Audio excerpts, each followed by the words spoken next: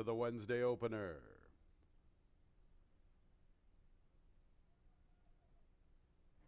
And there they go. A little bit of a bunny hop from Canceled Captivity. 3 of them scrimmage. MAS Scroovies. From the outside is Sweet DeSantis. A little rank through the early stages. To her inside, T's Double Trouble. She's a little rank as Koa wants to have her sit a very nice trip from that outside post. So let's stay with the leaders. MAS Scroovies on the lead. From the outside, Sweet DeSantis now settling into a nice stride, and T's Double Trouble's forwardly positioned, and it's a soft pace. Then we're going to Canceled Captivity, and Welcome to My World is the last of the quintet, and she's a good 10 lengths from the front. MAS Scroovies and Sweet DeSantis, 3 parts of a length separating them at the 5/8, a length and a half to T's Double Trouble. Nearly 6 lengths to Canceled Captivity, 3 clear of Welcome to My World. 25 seconds that opening quarter. MAS Scroovies and Rafael Rohina Jr. by a length to Sweet DeSantis and Koa. T's Double Trouble and Stephen Fred have about 3 to find heading into the turn. 49 4/5 the half. Canceled Captivity has a ton of work to do. Likewise for Welcome to My World. Top 2 with the advantage. And it's MAS Scroovies. Sweet DeSantis is a little even pace. She's losing a little bit of ground. Here's T's Double Trouble going to try to make a move for second. MAS Scroovies. T's Double Trouble 11 to 1. The biggest price on the board, trying to spring the upset. She's trying to come and catch. MAS Scroovies. MAS Scroovies and T's Double Trouble. And Sweet DeSantis is back to third. MAS Scroovies still with the lead at the 8th pole. T's Double Trouble has a length and a half to make up. They're at the 16th. MAS Scroovies is almost home. In fact, she is home. MAS Scroovies and Rafael Rohina Jr. in the opener. He's a 3-year-old Abe filly by Big Brown out of the Damn Wild About Maze. Owned by Blackthorn Racing. Winning trainer is Joe Marino. Winning jockey Rafael Rohina Jr. And there they go. Pretty good start for all of the runners. Go Get the Bag quickly away from the inside. Here comes Eli overseeing the affair. Also up close, Emila Grosso and Thomas SP. Sharp Playboy is the last of all, and he's a long ways out of it. Go Get the Bad, Emila Grosso. Also there from the far outside is Here Comes Eli. Thomas SP decides to back off this pace battle, isolated in 4th with a little less than 6 to find heading into the turn. No early foot from Sharp Playboy has him a long ways out of it. Go Get the Bag, and Here Comes Eli. Milagroso gives way. Thomas SP tries to re-rally along the rail, and Sharp Playboy now picking up his stride from that back marker.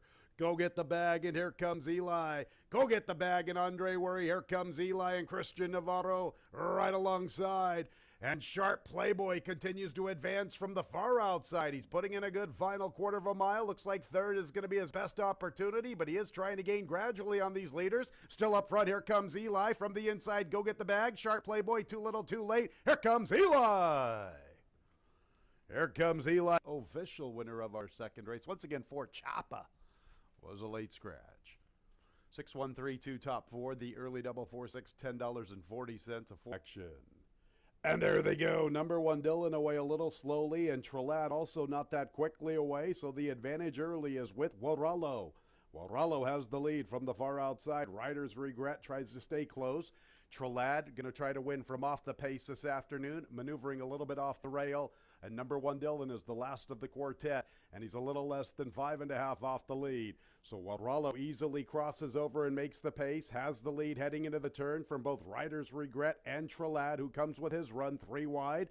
And at the back is number 1 Dylan, now 6 lengths, or make it 5 lengths off the lead. So it is Warallo who has the lead to himself, and Trelad tries to cut into the margin. Warallo working with 2 lengths. Trelad is second. Number 1 Dylan makes a move into third, then Riders Regret. Warallo the one to beat at the 3/16. Warallo strong this afternoon. 3 lengths from Trelad at the 8th pole. Riders Regret tries to dig in and fight off number 1 Dylan for third. It's all about Warallo. Warallo really strong this afternoon. Warallo gate to wire under John Davila Jr. Trelad second best, then Riders Regret, and number 1 Dylan. Race 3 is official. The double 6-6, $9.90. Mayan Chris's double, the 6-2 exact, to $6.70. Ready for the pick 5, ready for the 2-year-old fillies. And there they go, and it's a very slow start for Altered Fate. And it's a quick start for City Kitty, and Stone Power is up close from second. Ensuing Grace third, flanked by Buona Salute. The two debutantes are at the back, Impermanence and Altered Fate. So it is City Kitty, the speed of the speed, and she has better than 2.5 lengths to Stone Power. Ensuing Grace is third, and from her outside, races Buona Salute. Impermanence joins them and advances along the rail. And she's getting within 3 lengths heading into the turn, and Altered Fate is a good 8 or 9 off the lead. 23 3/5. It's a good flow for City Kitty on the class drop out of that maiden special weight race. She's the leader by nearly 1.5 lengths to Stone Power, who continues to chase her from the second spot. Impermanence, and her first look's getting closer along the rail. And here comes Impermanence. She could be one of the threats here to City Kitty, and Altered Fate's beginning to pick up her best stride along the inside. City Kitty, the one to come and catch. Stone Power has been chasing her the entire trip. Impermanence is third. Altered Fate at the mercy of this soft flow, which has favored City Kitty throughout, and City Kitty is clear. City Kitty, gate to wire. Stone Power chased her the entire trip, then Impermanence and Altered Fate checked in fourth. And race 4 is official. 2, 3, 5, 1 top 4 finishers. A 6-2 double, $15.80. 2-3 exacta, $20. 2-3-5 trifecta, $16. And there they go. Bust and Roxy and Stormies in Style begin the best. Devily's up close from third, racing inside of Star Speaker. Tumbles comes away in fifth, and the early trailer is She's an Arctic Queen. With the lead, Bust and Roxy, Stormies and Styles testing her from the outside. And Devily's forwardly positioned. She's only a length off. Where is she? She looks like she's in the two-path splitting runners heading into the turn, and she has some momentum. Not sure what's going on with Stormies and Style. Looks like she's going to bolt to the far outside. Let's go back to the front with the lead. Bust and Roxy confronted by Devily. Star Speaker strides into third. Stormies in Style blew the turn. She's an Arctic Queen's picking up her best stride, making a move into fourth. It's Bust and Roxy. Devily comes under a little pressure. Maybe She's an Arctic Queen's the late threat, trying to commence a bit along the inside. She has momentum coming to the final furlong. Here comes She's an Arctic Queen. She's going to split runners, and I'm going to stick with her. She's an Arctic Queen. Far outside Star Speaker. She's an Arctic Queen. Star Speaker. She's an Arctic Queen to tackle Bust and Roxy. She's an Arctic Queen. You could see she had the momentum near the quarter pole. Race 5 is official. 4-2-3-1, the double, 2-4, $31.20. A 4-2 M. Anthony Ferraro exact. And there they go. Bad Connection gets the jump on Mission Cat out of the starting gate. Look at Bad Connection fly early. All About Bella's third, Lady Mistress fourth, then Midmont. Magnificent Mags races with Central Capital, and Wine Trail is the last of all. And Bad Connection quicker than Mission Cat, 2-length advantage. Cat's into second, flanked by her stablemate All About Bella. Midmont has the fourth spot, 4 to find at the 3/8. Lady Mistress 5 lengths from the front, 2 clear of Magnificent Mags, 7 off the lead. From the inside, Central Capital. Wine Trail is a good 10 from Bad Connection, who speeds along. All About Bella's beginning her move after the leader, then Lady Mistress. Mission Cat, she wants nothing to do with this sealed, sloppy racetrack, and she is backing out of it. And Bad Connection, here's a speed horse taking the blinkers off, coming at her in the final furlong.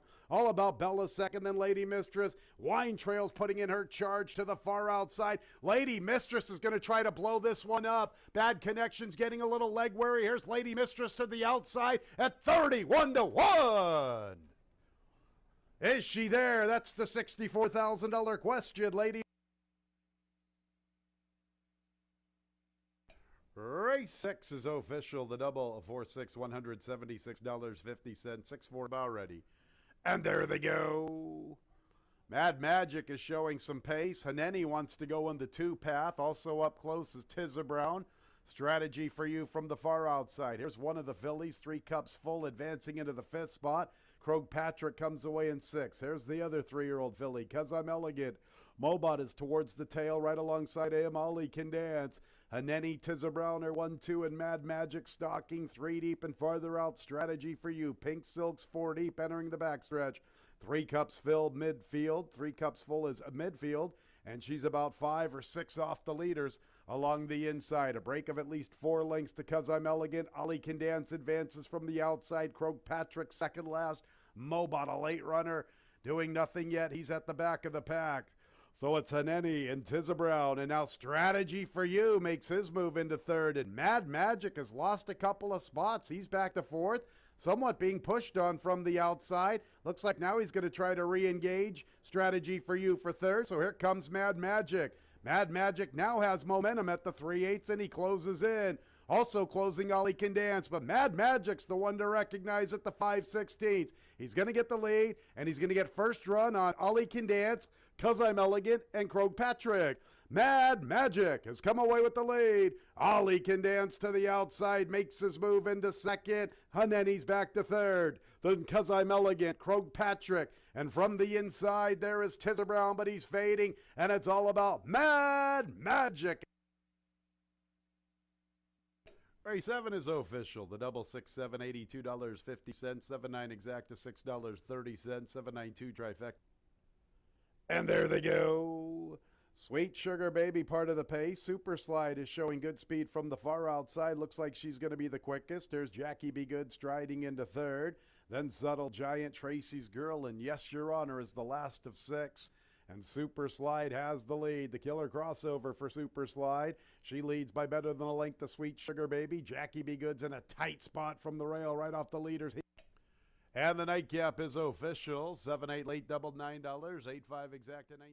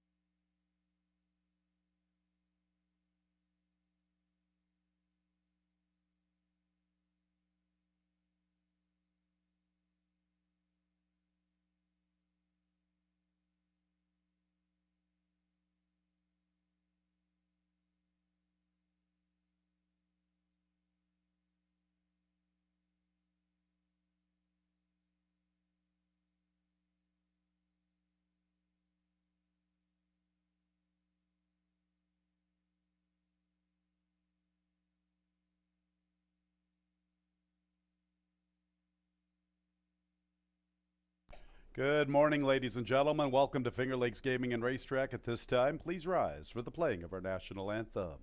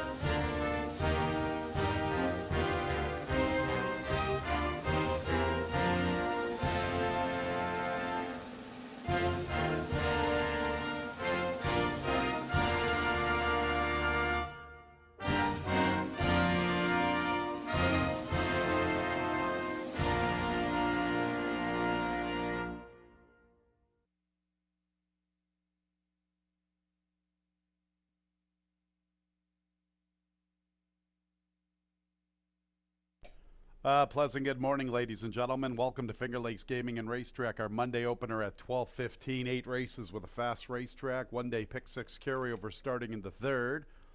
A little shy of $2,200 minimum wager. Third race kick-starting our pick six. Let's get right to the changes. Nothing to report in the Monday opener. Race 1 will begin the early double and the early pick 4. Second race will start the early pick 3, number 5, Joyful Soul, 1 pound over the weight. One Ellis Speed has an additional workout. Saratoga Training Track on the 1st of November. Fast track that morning. 51 seconds breezing for that half-mile move. Third race begins the pick six, $2,164.82. An additional workout number 2, KP All Systems Go. 1st of November, Finger Lakes Muddy Racetrack half-mile, 51.20 seconds breezing. On to the fourth race. Race 4 is our Monday feature, the $40,000 guaranteed She's a Stone Cold Fox Stakes. Non-Lasix event for 2-year-old fillies, a 6-furlong affair. Let's start with the overweights. 1, World Bank, 5 pounds over. 2, Tamaki, 2 pounds over the weight. Number 3, She Shadow, 5 pounds over. And the 4, Sweet Brown Sugar, 4 pounds over the weight. A couple of additional workouts. Number 1, World Bank, 1st of November here at Finger Lakes Muddy Racetrack that morning, half mile, 52 seconds breezing. And then the 6, Maggie's Palace, also on the 1st of November here at Finger Lakes Muddy Racetrack, 3/8, 38.30 seconds breezing. 1:39 is the approximate post time for the Monday feature, the $40,000 guaranteed She's a Stone Cold Fox Stakes. Let's go to the 5th. Our late pick 4 will start in race 5. There are no changes. Race 6 will begin our late pick 3. Let's start with the scratches, 1A, 2, and 6 with Lasting Speed, Gold Digger's Palace, and Trojan Mule. 1A with Lasting Speed, the 2, Gold Digger's Palace, and 6, Trojan Mule, all scratch from race 6. Number 1 with Dashing Speed, corrected weight 124 pounds. And we have a couple of additional workouts. Number 8, Tater and Tot, 1st of November, Finger Lakes Muddy Racetrack, half mile, 50.10 seconds breezing. And 10, Ripe for Mischief, also on the 1st of November, Saratoga Training Track. It was fast that morning, 53.20 seconds breezing. All right, 53.22. 53.22 seconds breezing, 10, Ripe for Mischief in the 6th.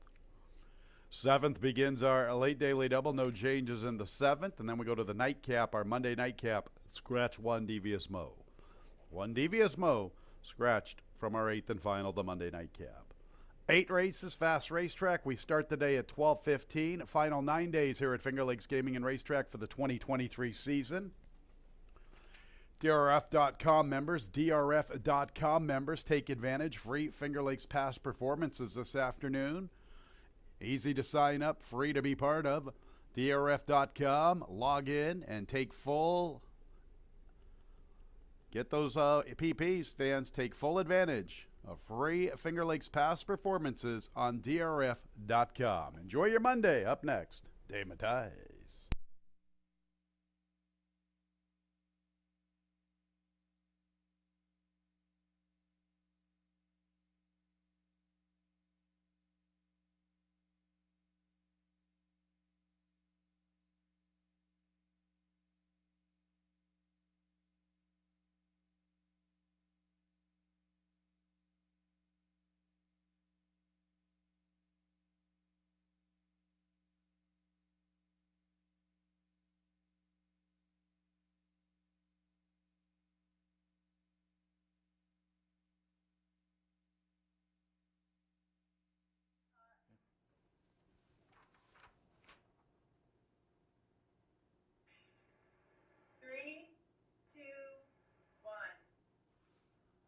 Hello, everyone. I'm Dave Mattice here, Finger Lakes Gaming and Racetrack. Can you believe we got 9 racing days left? That's including today.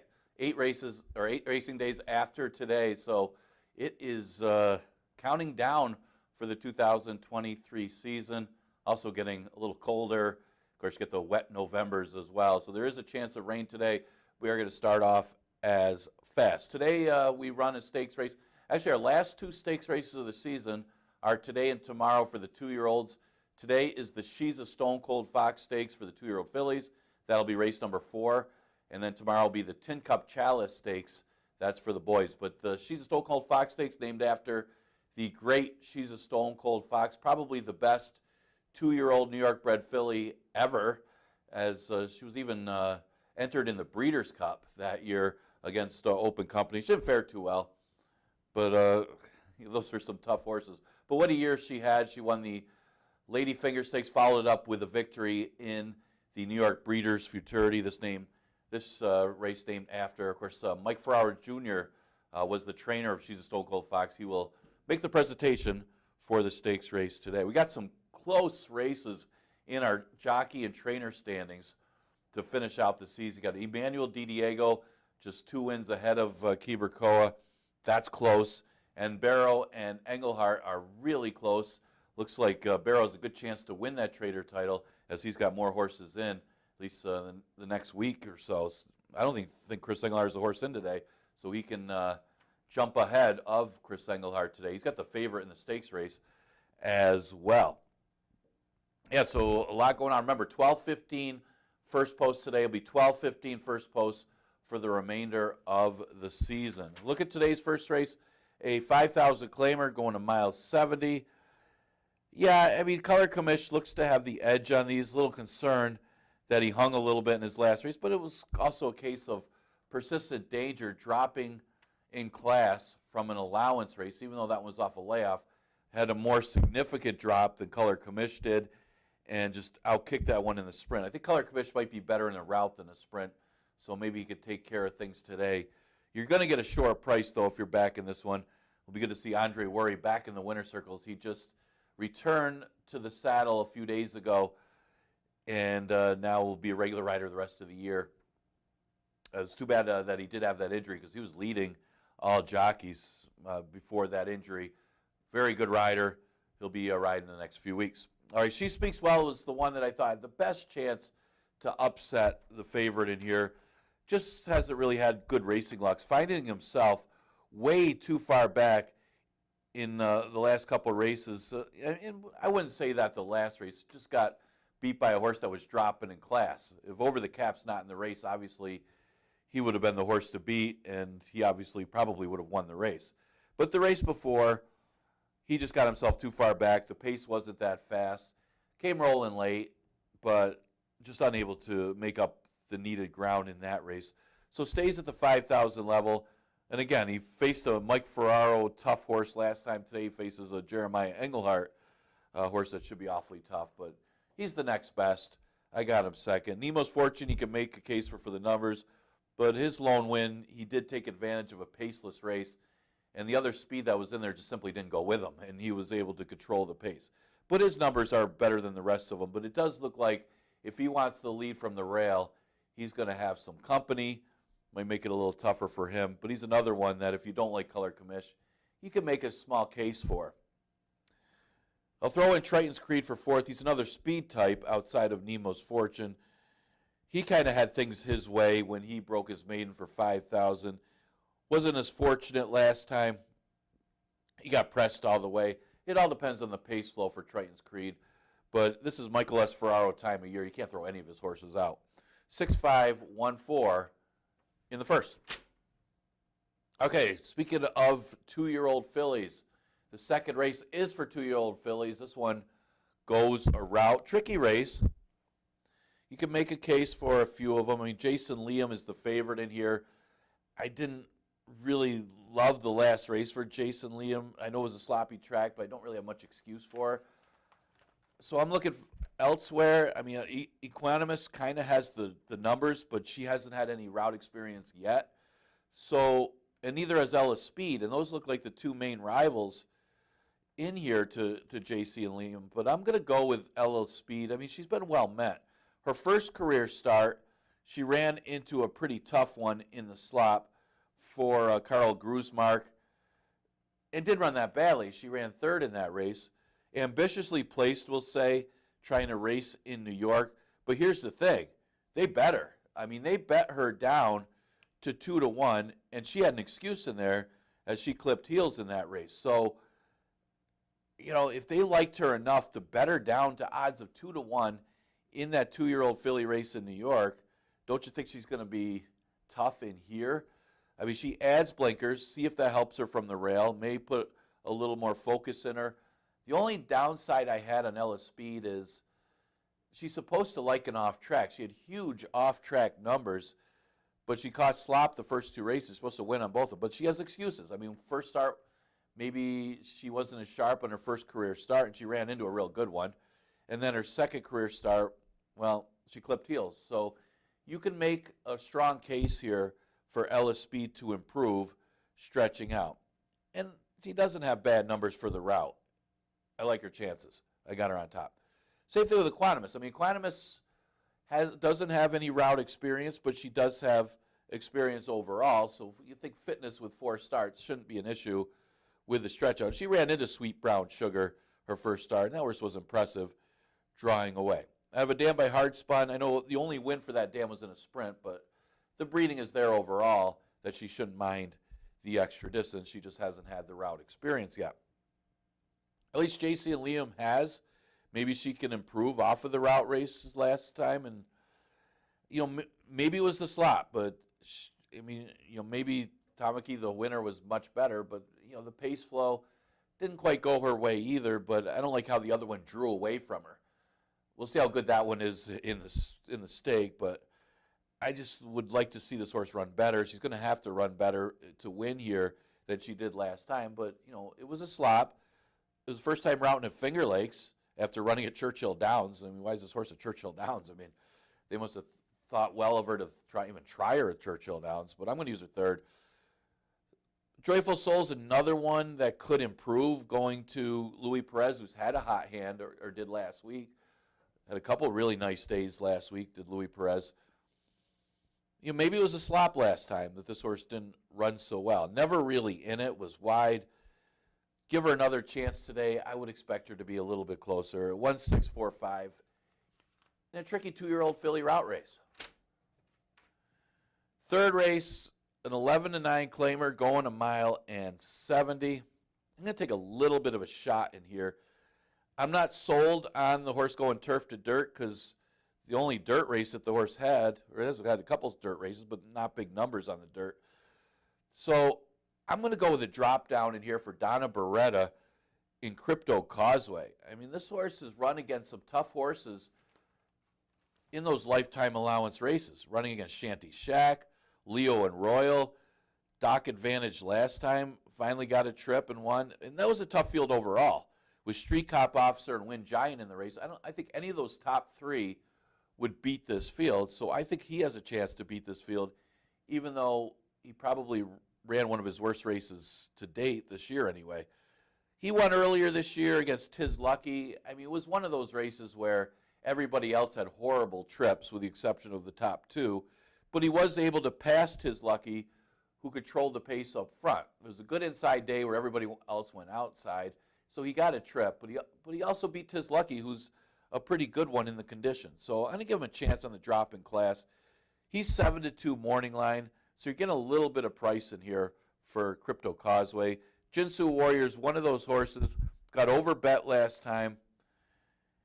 And the reason I say that is, yeah, he deserved to be maybe the favorite or one of the favorites in the race, but it's hard to have faith in him watching his behavior before the wire. It's almost like he looks for competition at the end stages. Even the race he won over this racetrack, he opened up a big lead, and I don't think they were closing on him. I think he was looking for some competition, and he found it. Over the cap, almost caught him in that race. And the overall record kind of hints that. A lot of more seconds and thirds for Jinsu Warrior.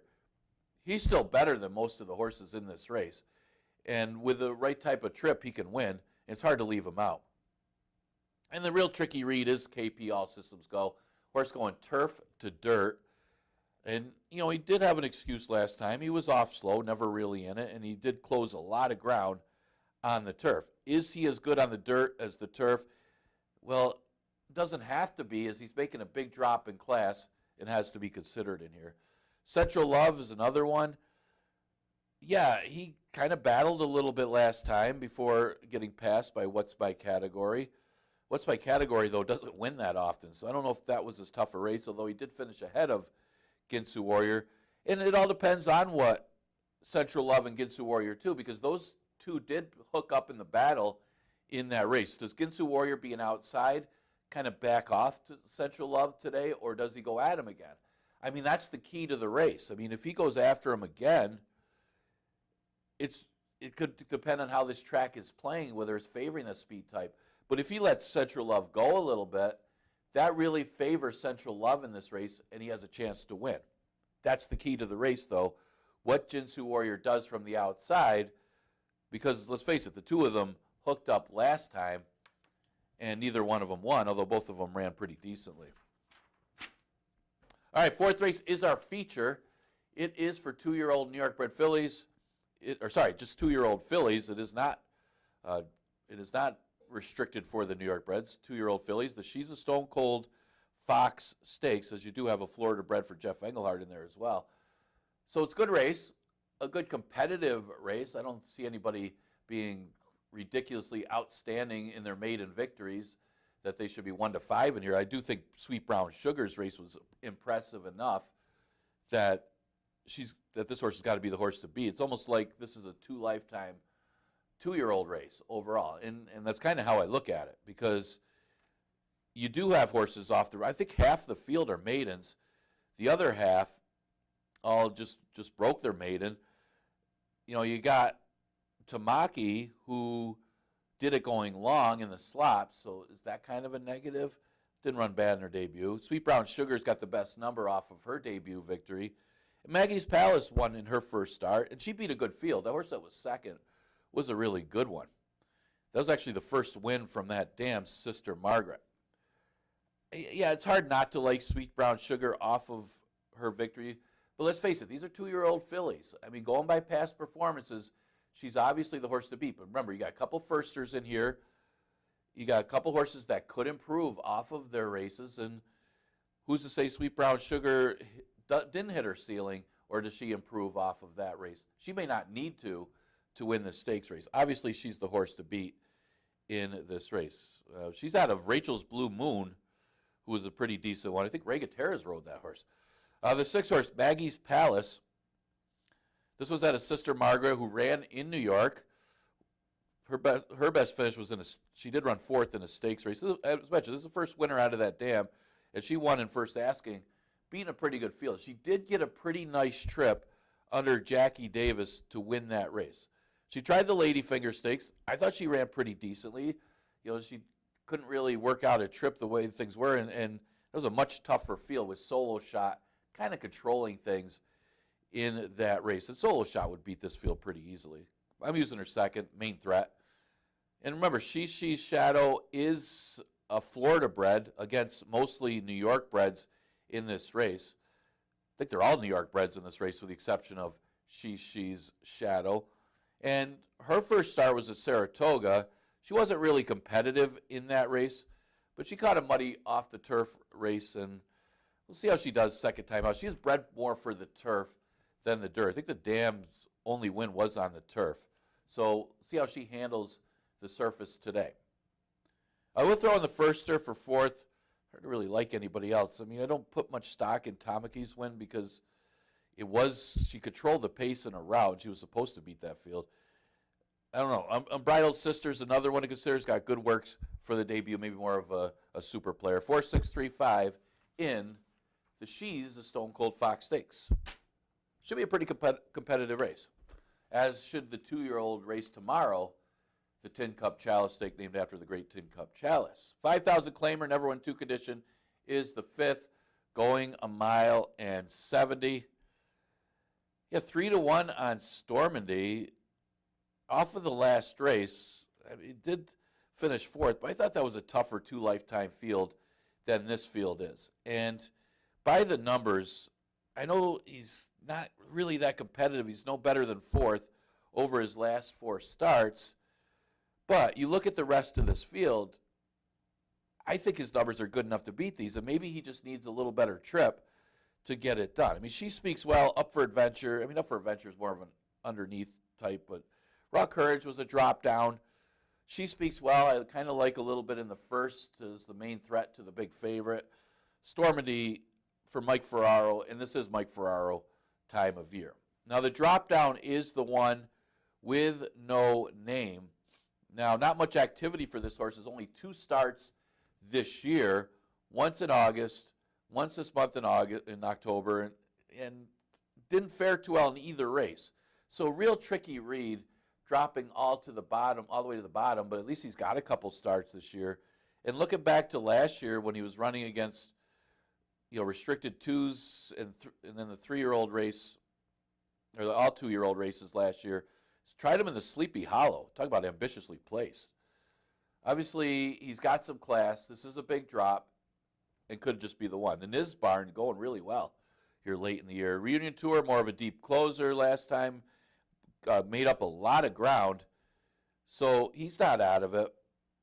He's just got to hope for a pace up front if that's going to be his running style. You got to figure there might be with a couple sprinters in here. Smart Storm and Magic Pro can't go long. Lorenzen should be close up with those as well. So I would think the Reunion Tour is going to have some pace to run after. Lorenzen, yeah, I mean, way too aggressive last time. I don't know what they were doing with the tactics. I mean, he doesn't have the speed that he used to. I mean, Lorenzen used to be a true speed horse back when he was good, going back to early last year when he was an allowance horse. He doesn't have that speed anymore. At least he can't sustain that speed. If you're going to put that horse out there in 49, he's not going to hold on. And that race was over for him early as he tried to press the pace. Not good tactics. I like him a little bit here if he's able to stalk a little bit more and not try to press the early pace, because he's not going to last if he does so. And he's shown that he can run with these horses at the 2 lifetime level.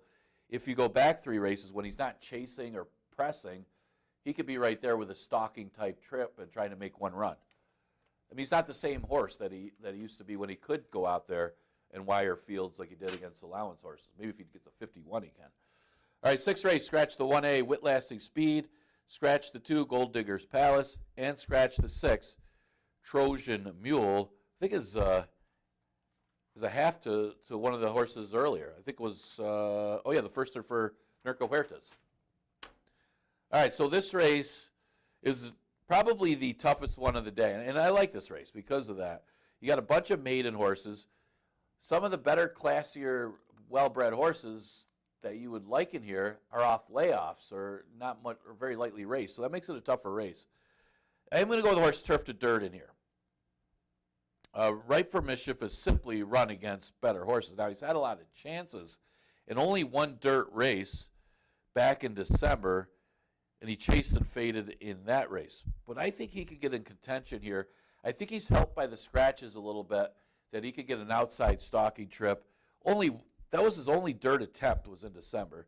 But he's got no problem running from the outside. He's had a couple outside posts lately, and those are a couple excuses against really tough turf races at Saratoga. I think he's good enough on dirt to beat these. But there is going to be some speed from the inside with Father of Lies for Linda Dixon.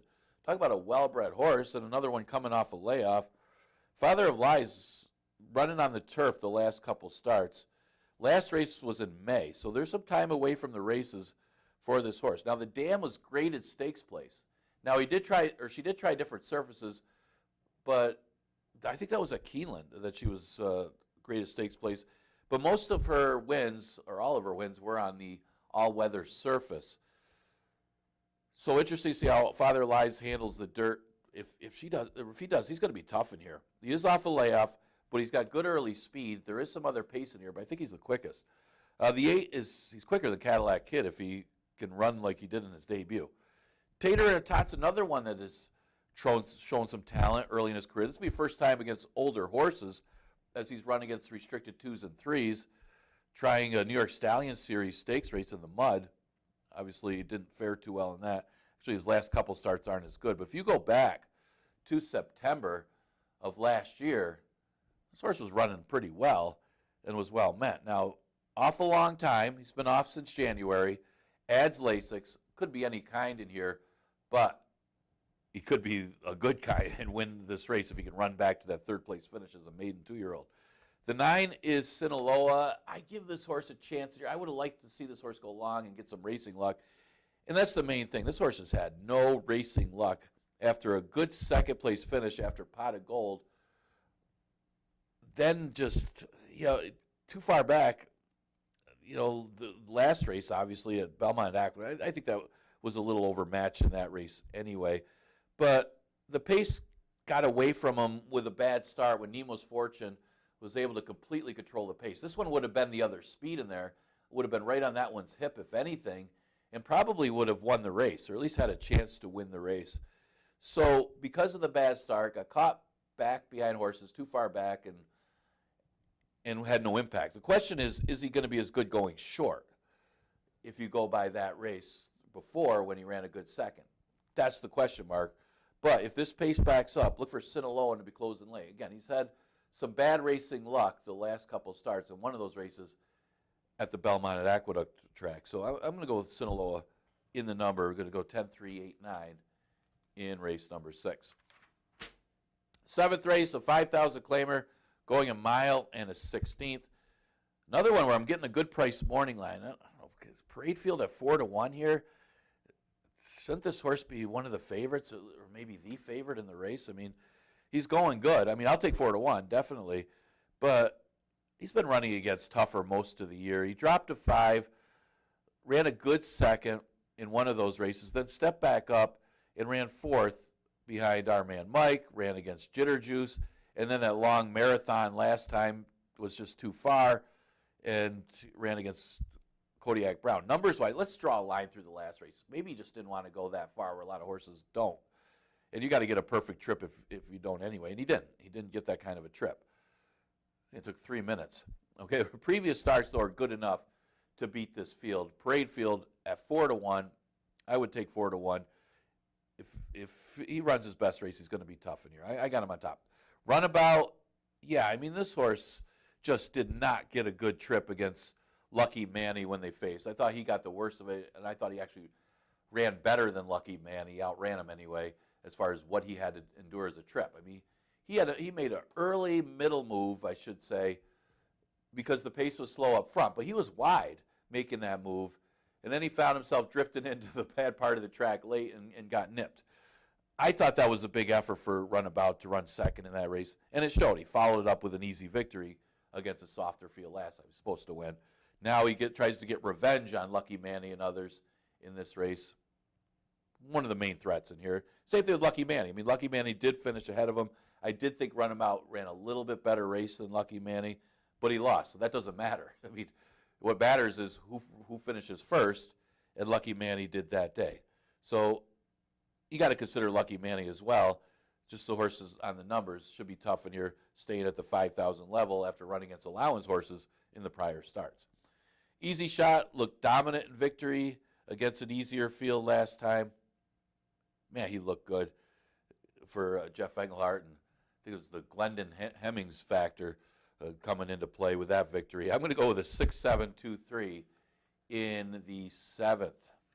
Okay, 8th race is the last race on the card. We scratched the 1, Devious Mo. Man, there's another tricky read in here. I mean, what do you do with, how do you say it first? But Mi Tre Porciente. Yeah, I mean, what do you do with this horse? Because, not much activity for this one as well. I mean, it was off a long time from January to October and didn't run that well. It was a waiver claim, that's a positive side, but then drops the 11-9. I guess maybe that's not the most positive thing. But did this horse need the race? You got to kind of ask yourself. And now the drop to 11-9. Because if you go back to when this horse ran here before, he beat Flying Emperor. Flying Emperor, obviously one of the best horses on the ground. So could that horse return, or anything close to that horse return, will beat to these 11-9s. Now, a lot of speed in here. That's the other downside, because this is a horse that likes to be on or near the lead, tactical speed type. And you got Cape Cod Gem and Drossel Diem inside of him. Those are speed types. I'll go with Nutsy for second. I think his new running style will fit here. He's been circling fields and winning, just coming from off the pace, and ran a good second last time against Double Shot, who was a real tough one in that condition, after beating a next out winner for the Murph All-Time Classic. He's in good form. I would think that he's the best shot to beat Mi Tre Porciento. The 7, he's got a short fuse. Might be able to sit back and make a run here like he did last time against the 11-9s. This is a much tougher field, but I think that kind of running style is going to help him here because there's plenty of early speed in this race, even though it's only 5.5 furlongs. And I'll throw in the 9, Can't Beat Me, who I would like if it's an off track. And by the 8th race, with a chance of rain today, there might be. He's got a big Tomlinson for the off track. He's had some recent races on the off, but those were against much tougher horses like Honor Among Men. Another one to consider in today's last race. Enjoy today's card. Remember, our feature event, the main event of the day, is the 4th race, the She's a Stone Cold Fox Stakes. That's for the 2-year-old fillies. We are going to continue live race. We've got another stakes race tomorrow for the 2-year-old boys, the Tin Cup Chalice Stakes. Again, tomorrow's first race post time will be at 12:15.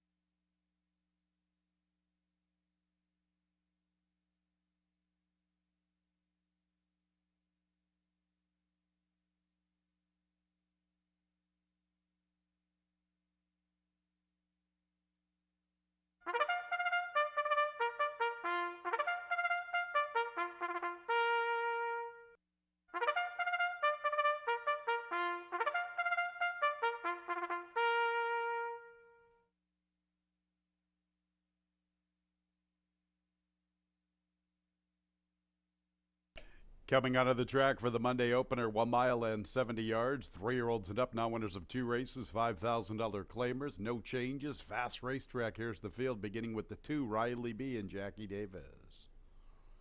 3 is Destin Huffman, Jeremias Flores.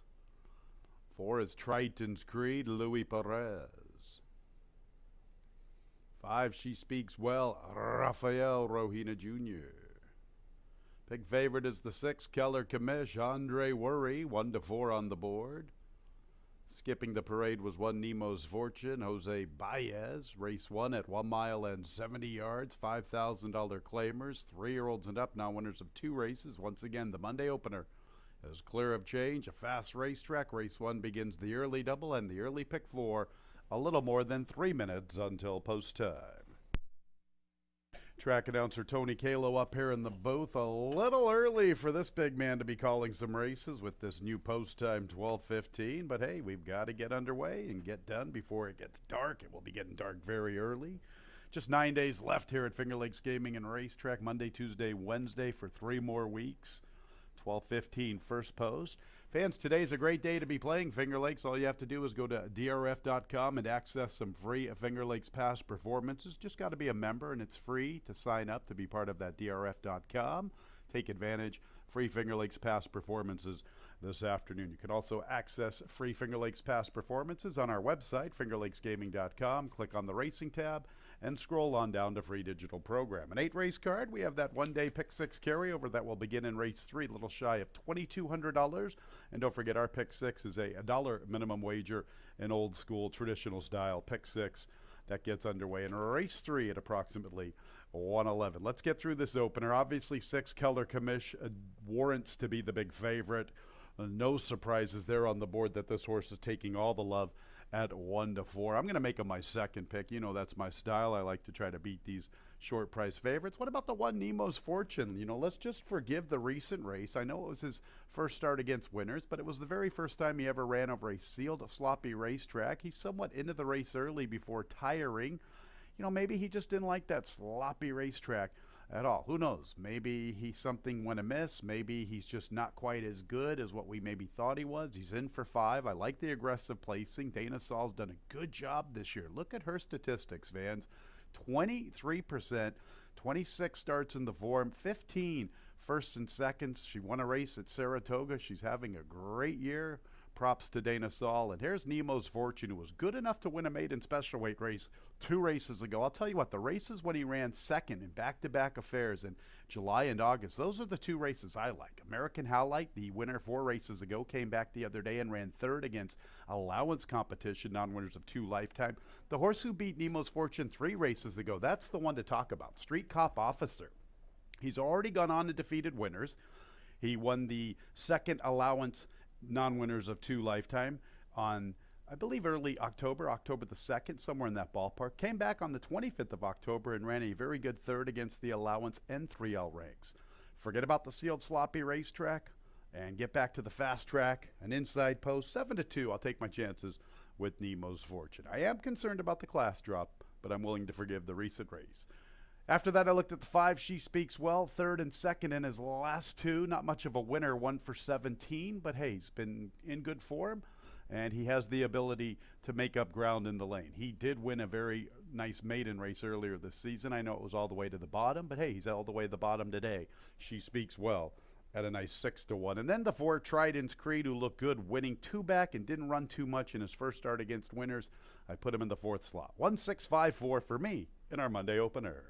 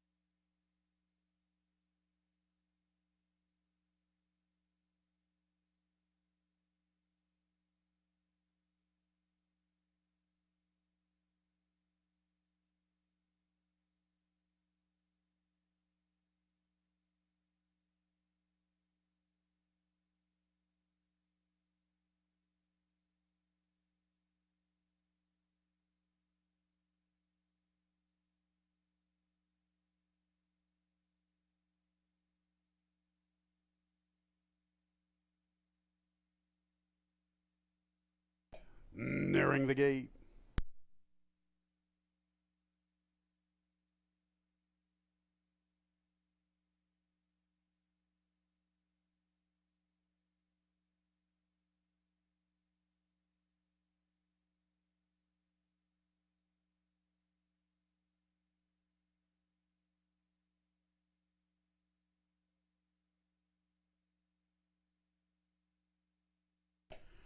It's post time for the Monday opener.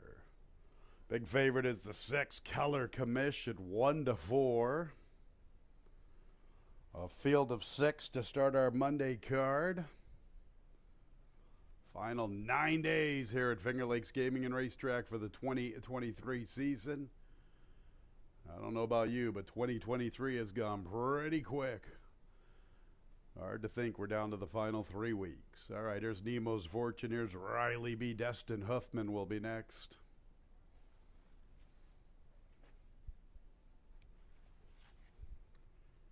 Triton's Creed. He and Nemo's Fortune both looking for 2 out of 3. Eddie Mavers, She Speaks Well, and Aaron Racing Stables, Color Commish, the big favorite to the outside.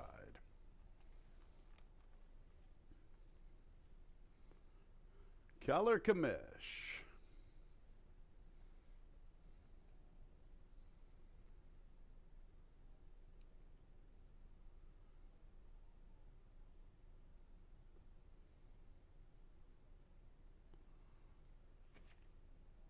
Color Commission, Andre Worry, ready for the Monday opener. And there they go. Good start for Color Commish. Forwardly positioned. Destin Huffman, Nemo's Fortune, quicker from the inside. Nemo's picking up the pace. Riley B's fourth, going to try to make a move for third. Then Triton's Creed, and She Speaks Well is the last of all. And Nemo's Fortune makes the pace pretty easily from the inside from Destin Huffman. Riley B third, and to his outside is the favorite Color Commission. No hurry, little less than 3.5 off the pace made by Nemo's Fortune. Triton's Creed, little less than 5 off the lead, almost 3.5 or so. Back to She Speaks Well. 24 1/5. Jose Baez trying to slow Nemo's Fortune down on the top spot as he gets to the 5/8 with a length plus advantage. And chasing him, Destin Huffman and Riley B. And here is the favorite Color Commish, committed to a wide journey, but he's up close to the action. And Triton's Creed's only 3 lengths from the front, and it's about 2 lengths to She Speaks Well. 49 3/5, so a very good second quarter for Nemo's Fortune with the lead. Color Commish has stayed in touch to the far turn run. Riley B is third, Destin Huffman's fourth. Triton's Creed is now 6 lengths from Nemo's Fortune, and at the back of the pack, She Speaks Well. So Nemo's Fortune's trying to go all the way with the lead. Color Commish is right there, and look at Riley B outrunning his odds from the inside.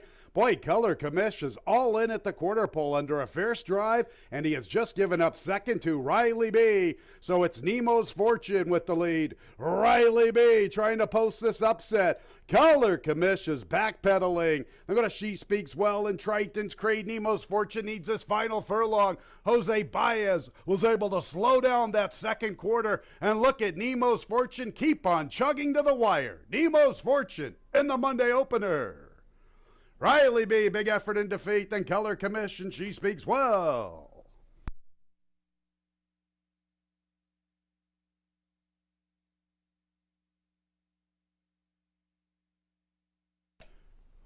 Boy, you had to like your chances when you saw that 49 3. Excellent job by Jose Baez. You could see he was trying to slow it down to the 5/8, and it definitely worked. Nemo's Fortune. Good price for Nemo this afternoon at 9-2. Second place to Riley B. Got a little tight third and fourth. The final running time 1:47 14/100.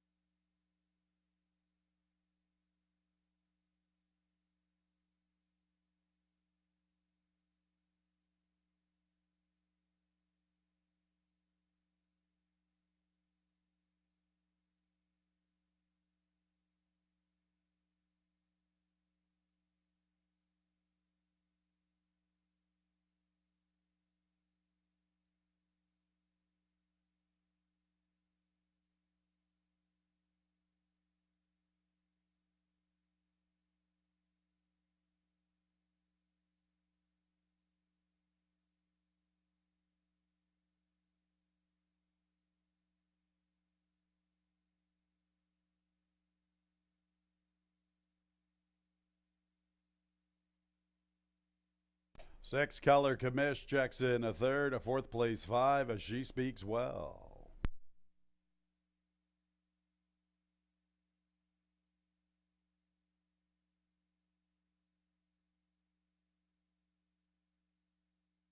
Entering the winner's circle is the one, Nemo's Fortune. Let's give him 2 out of 3. A 5-year-old obey gelding by MC. Well, Nemo's Fortune's going to backpedal out of this winner's circle. I'm going to go with the running line still. 5-year-old obey gelding by MC out of the dam Daddy's a Crazy Girl.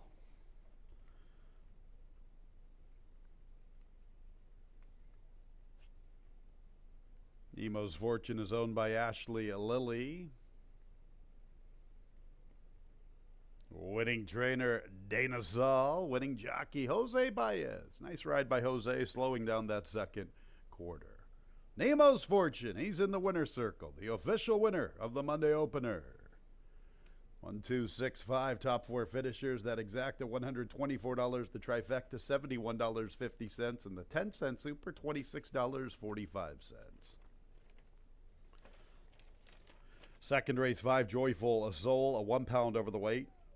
1 Ellis Speed has an additional workout. 1st of November, Saratoga Trading Track, fast that morning. Half-mile move, 51 seconds, breezing. Second race will begin the early pick 3. 20 minutes away at 12:44.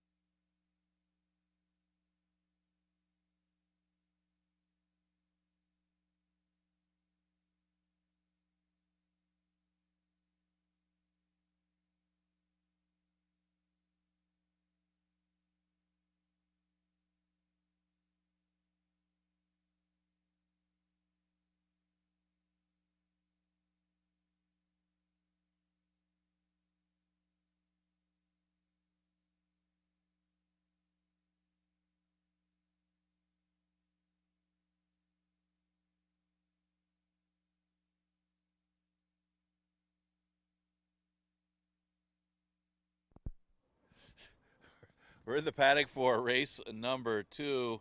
No speed from Triton's Creed. Nemo's Fortune having it easy on the front end.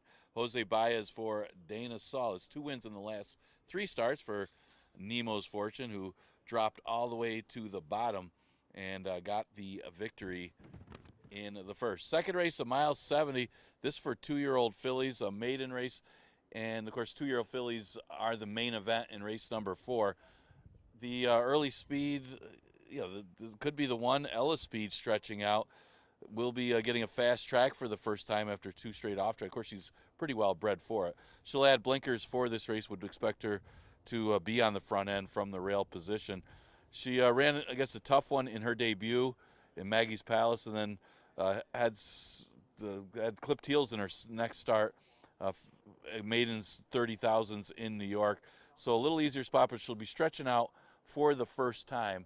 But she might be tough to catch. They're getting a lot of early play at 3 to 4. You're not going to get that 5 to 2 that she was morning line, but she should be tough against these 2-year-old fillies. The 6 is Equanimus, who ran well, running second, going 5 furlongs back in September. Last time, well, she ran against Sweet Brown Sugar, who's a pretty tough one. That one dominated the field. Stretches out for the first time as well. Got a good number for the distance. So Equanimus definitely worth a look here. If you look at some of the numbers of these horses, her second place finish going 5 furlongs is much better than the rest of the field. But then again, can she carry that going long? Definitely some decent breeding for the route for Equanimus. The 4-horse JC and Liam has had 3 career starts. She started off her career here losing by double digits. Again, that was a tough field that she was up against. Not sure why she was in that race at Churchill Downs, but way overmatched. But then again, she didn't really run either. But no excuse last time, as she caught slop against an easier maiden special weight field. But, let Tamaki kind of got away from her. But she has some room to improve, making her 4th career start, 3rd long and 2nd time over the track going long, that she's a big top 3 threat against these rivals. Exacta Tri Super Daily Double and Pick 3 starts in race number 2. We got about 8 minutes to post.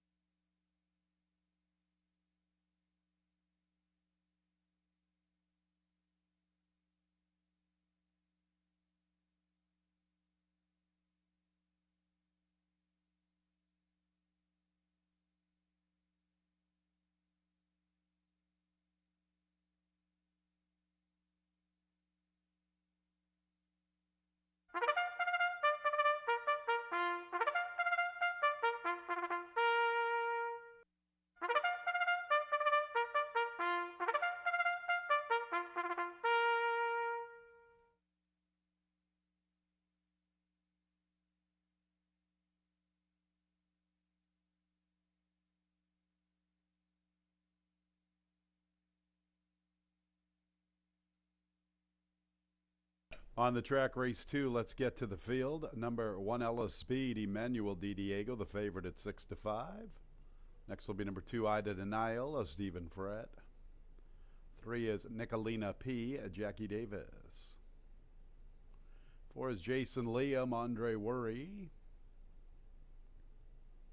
5 is Joyful Soul, Louis Perez, 1 pound over. And the 6 is Equanimous, Joel Cruz. Second race, 1 mile and 70 yards. 2-year-old fillies made in special weights. 1 Ella Speed has that additional workout, 1st of November. Saratoga Training Track Fast that morning, half mile, 51 seconds, breezing. Early pick 3 starts here in race 2. A little more than 3 minutes until post time. You're looking at my top selection, the 4, Jace and Liam. A lukewarm endorsement. Don't really have a strong opinion here in race 2. Obviously, with these 2-year-old fillies made in special weights going 2 turns, not a lot of form to gauge off. The current favorite, Ella Speed, is stretching out for the first time in her career, and obviously looks like that should not be a problem. Vino Rosso out of a Candy Ride mare. Went with the 4, Jason Liam, because I picked her on the 16th of October, and she ran well. The winner, Tamaki, we get to see in our Monday feature, turning back in distance, the She's a Stone Cold Fox Stakes. Tamaki looked pretty good winning that particular day. You know, Jeff Engelhart thought enough of Jason Liam to send her to Kentucky, to Churchill Downs, being a Kentucky bred. Put her in for maiden 30. Now, Jeff took a couple of 2-year-olds to Churchill Downs that particular day. One of them ran very well. I can't remember the name. Ran a very good second. Jason Liam should like the real estate. That should not be a problem. Union Rags out of an Unbridled Zong mare. The debut run on the 1st of August, I thought the winner was probably one of our better 2-year-old fillies of the season. Unfortunately, we didn't get to see her the rest of the year. I think she's freshening up for her 3-year-old campaign, My Bronx Baby from Carl Grusmark's barn. Wanted to give Jason Liam one more look. This will be her first time at Finger Lakes going 2 turns over a fast racetrack, and she's 2-1. 1 Ella Speed obviously has a little bit of a look. Jeremiah Engelhart now just had a beaten favorite in our Monday opener. We're not going to hold that against Amaya. Ella Speed has the good blood we mentioned. Vino Rosso out of the Candy Ride mare. Blinkers on this afternoon. Both of her career starts have been in 1-turn affairs, and they've been over sealed, sloppy racetracks, so she gets to stretch out, utilize an inside post, and get a fast track. She makes a lot of sense. The problem is the short price. She's 6-5.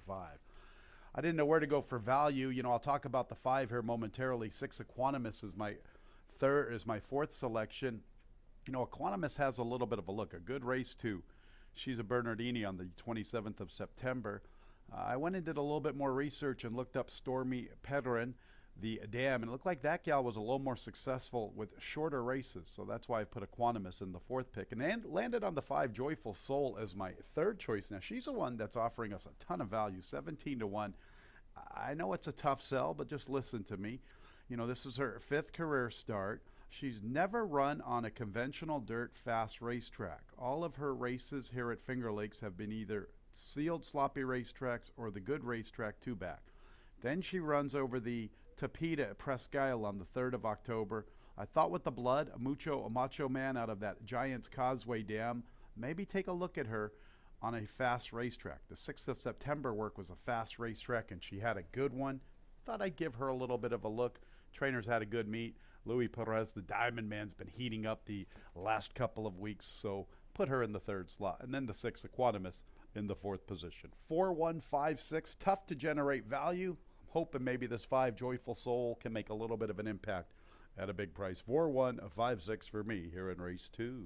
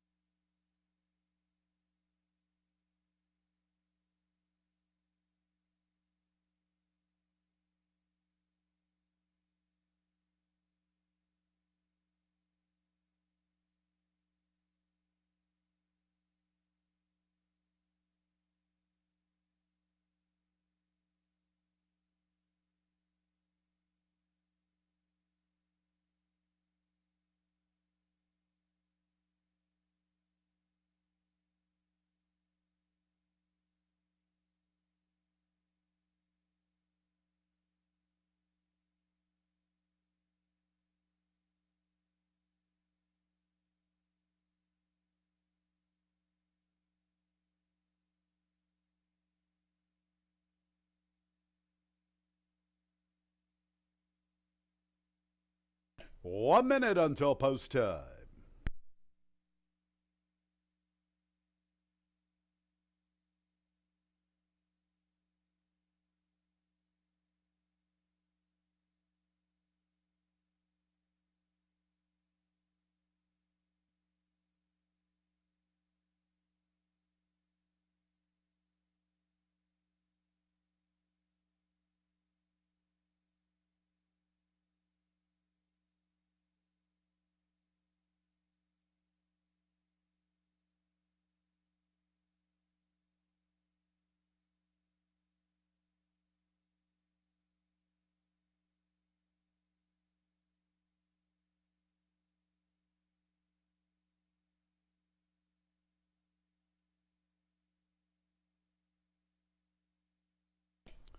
It's post time for the second race. 6 2-year-old fillies made in special weights.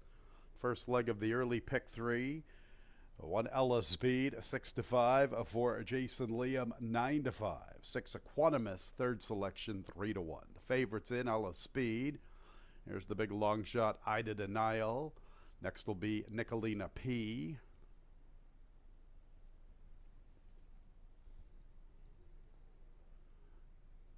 There's Nicolina P advancing into post position 3. Up next, Jason Liam. Ella Speed at even money. Jason Liam at 2-1. Now, Joyful Soul will be the 5th 2-year-old filly into the gate. And the last will be Equanimous.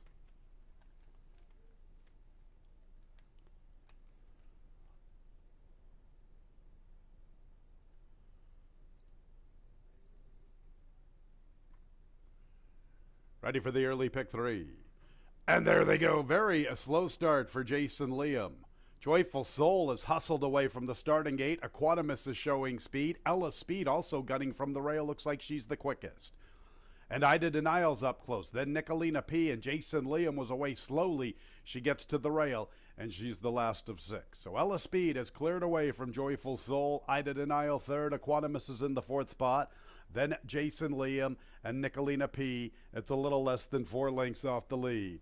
And Ella Speed has the lead, and Emmanuel Di Diego just saw what Jose Baez did. Go early, now slow it down. And it's Ella Speed with the lead. The rail's there for Ida Denial. Joyful Soul is forwardly positioned in the clear from the outside. Extreme outside is Equanimous. She's covering a lot of ground this afternoon. And then go to Nicolina P. and Jason Liam, a little less than 3 lengths from the front. 24-3 that opening quarter, 50-3 for the half. So it is Ella Speed who is able to slow it down. Equanimous now turns up the pressure and makes her run. And Ida Denial gives way. From the outside, Nicolina P. covering Jason Liam. And Joyful Soul is really dropped out of it.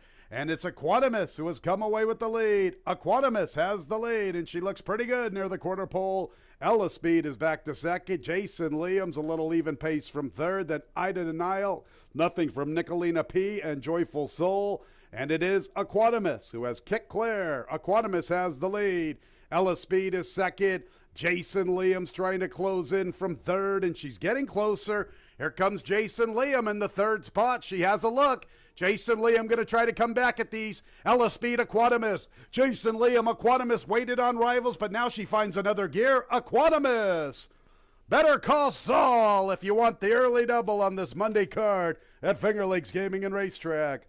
2nd and 3rd involves Ella Speed and Jason Liam, a country mile back to Nicolina P. in 4th.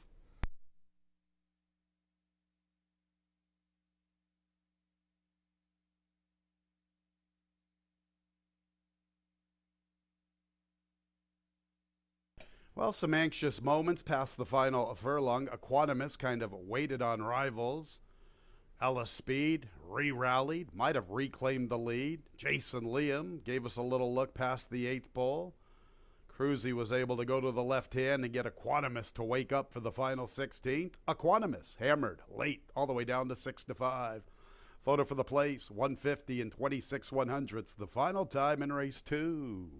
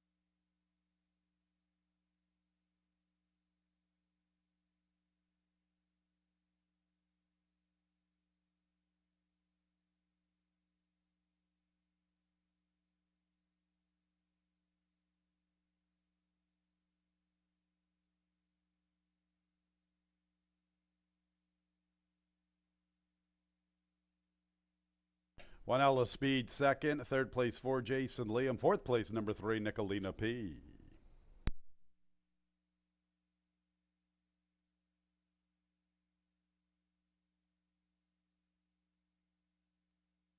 Entering the winner's circle is the 6, Aquatimus, a 2-year-old Bay filly by Connect out of the dam Stormy Perrin.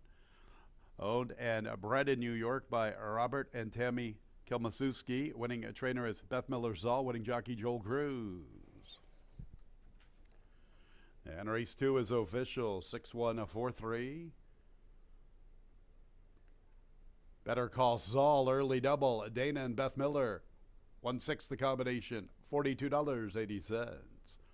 6-1 exacta, $10.20. 6-1-4 trifecta, $3.45. 10-cent super, 6-1-4-3, $2 and several pennies. All right, on to race 3. Race 3 will begin our Monday pick 6. Nice little carryover, a little shy of $2,200. Precise carryover, $2,164.82. Number 2, KP All Systems Go has an additional workout. It was right here at Finger Lakes on the 1st of November, a half-mile move, a muddy racetrack that morning, 51.20 seconds, breezing. Let's go over some changes in the sequence. I'll give you the overweights in the 4th, the She's a Stone Cold Fox Stakes. The 1 will carry 5 pounds over, the 2 will carry 2 pounds over, 3 carries 5 pounds over, and the 4 will carry 4 pounds over the weight. All right, other changes in the sequence. On to race 6, the 1 corrected weight, 124. Scratches for the following in race 6. 1A with Lasting Speed, 2 Gold Digger's Palace, and 6 Trojan Mule. And then we get to the 8th race, and we scratch the 1 Devious Mo. Our Monday pick 6 in about 19 minutes at 1:13. And don't forget, fans, you can take advantage of some free past performances, drf.com.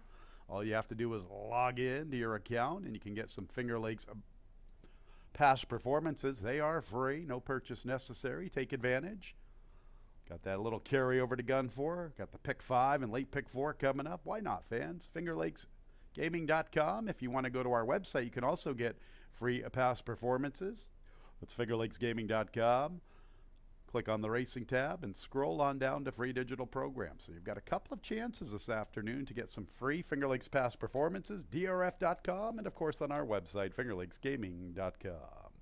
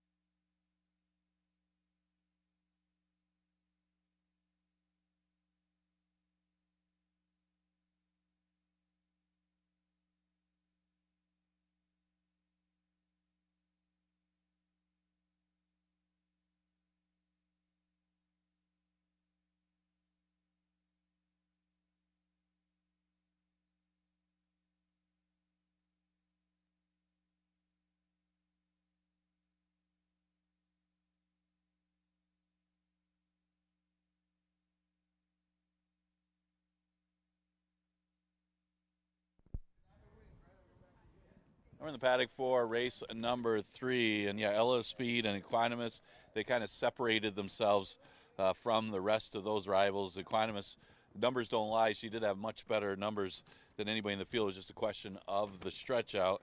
She did look for competition late. Looked like she put Ella Speed away, and then Ella Speed able to come back on as Equanimus got a little bit lazy at the last part of it, looking for that competition, then pulled away again as she's still learning. Joel Cruz for trainer Beth Miller-Saul, as he got a mother-daughter double there as start off this Monday card. As we go to the third, it is a race that starts our $1 pick 6. It's an 11-9 claimer going a distance of 1.70 miles. Obviously got a tricky read with the 2. KP All Systems Go has only had 2 starts on the dirt out of many, as this one has had 28 career starts. So there's some big question marks as far as the surface goes, as this one going turf to dirt. He's currently the lukewarm favorite on the board at odds of 2-1, and real tricky on that one. Wouldn't expect it to be too short a price, but I wouldn't take it too short a price on a horse that is unproven on the dirt. Now, an interesting one is the 3 Crypto Causeway. Going to be a little bit of value in here. He's at odds of 7-2, but he takes a slight drop in class, dropping a notch after facing some tough allowance competition. And he did have the win earlier this year. I mean, he got a perfect trip, but so did Tiz Lucky. And it was those 2 to the wires. Everybody else went wide that day.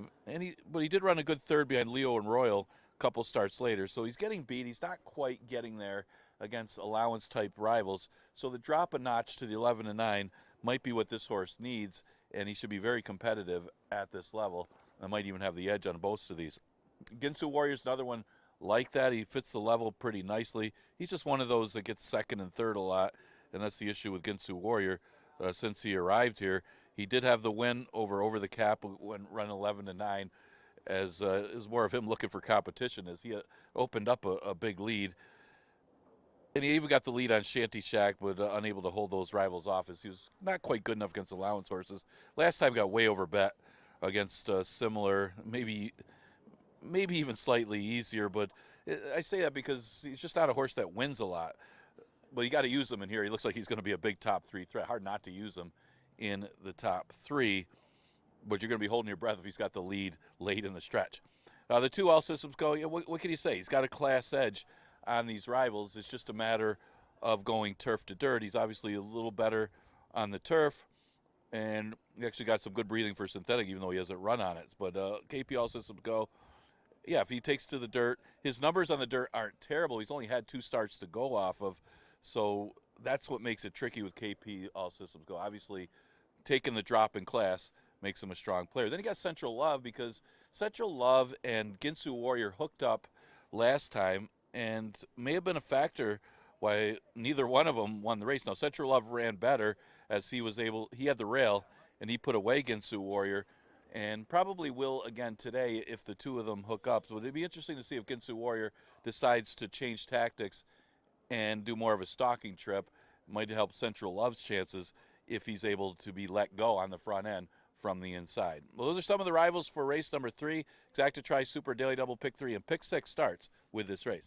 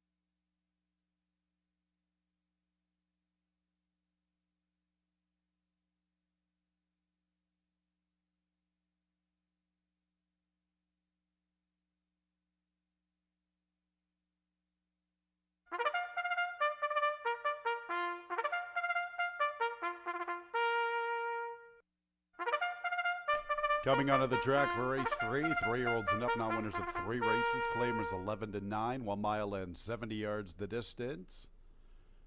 This race will start our Monday pick 6. Better than $2,100 for the carryover, a little shy of $3,000 new money. Let's meet the field, beginning with the 1 Central Love, Michael Davila Jr.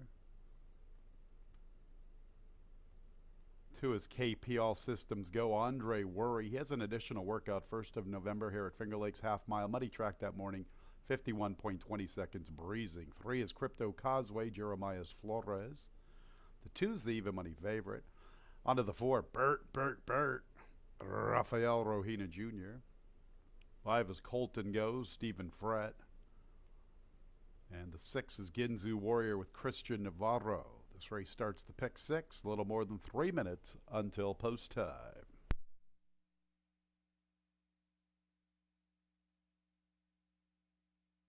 Pick 6 time on the Monday card. 6 Ginzu Warrior is my top selection. Beaten favorite in this similar condition on the 24th of October. Ran a decent race in defeat. I'd like to see him freewheel it a little more through the early stages, kind of take the wind out of some of his rivals, send hard from that far outside, control the pace, and never look back.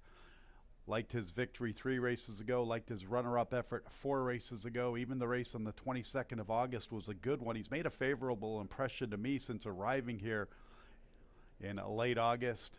And if you liked him on the 24th of October, which I did, he was 4-5.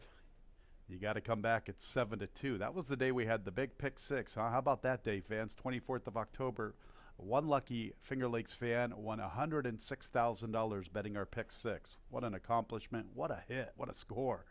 Ginzu Warrior probably contributed to that big payoff because a lot of people probably had him singled, if not him and another horse. The winner that day, What's My Category, was stepping up significantly in class and posted the upset. I'm coming right back with the 6 horse as my top selection. 1 Central Love comes out of the same affair. I know he just defeated my top rival, but I think the 6 holds a little better chance to succeed, especially if you're going to try to get away from this 2 KP All Systems Go. 6 and 1, my top horses. The 2's getting all the love. He's even money. Yeah. He's dropping significantly in class. Good connections with Andre Worry and Jeffrey Engelhart. The knock is all of his success in his career has been on turf. 26 starts, 2 wins, 3 seconds, and 3/3. He's tried a dirt fast racetrack on a couple of occasions, only to manage a 3rd place finish. Look at the discrepancy in his Bayer speed figures when he races on turf versus those appearances on a dirt fast track. Now, to his defense, probably both of those efforts were against significantly better, but it's not like both the 6 and the 1 are slouches. I'm going to make him my 3rd pick. And then you get the 4, Bert, who's making his 2nd start here at Finger Lakes and his 2nd start for $5,000. Here's a horse who was good enough to win a $25,000 now winners of 2 lifetime back in early June at Belmont. I'll give him another look as a beaten favorite. And it's interesting that he's stepping up in class. So here he is on the 10th of October making his first start at Finger Lakes for $5,000. He's a beaten favorite, doesn't run a jump, and now the connections step him up. That's pretty encouraging if you really think about it. 6-1-2-4 for me here in the 3rd, starting the pick 6.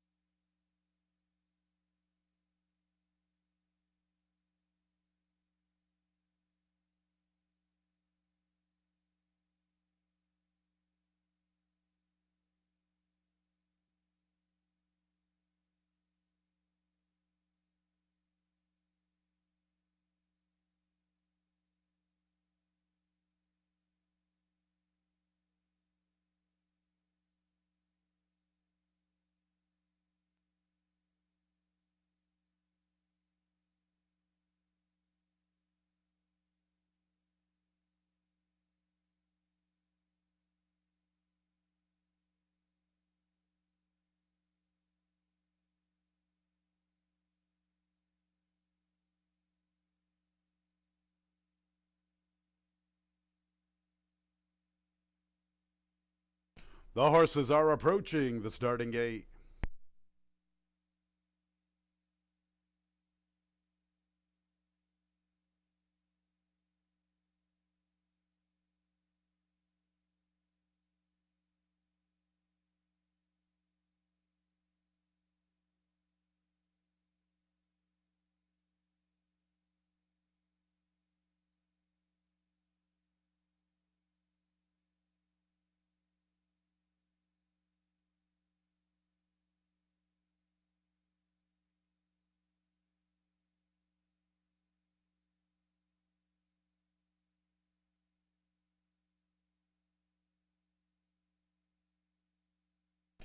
It's post time for the third race.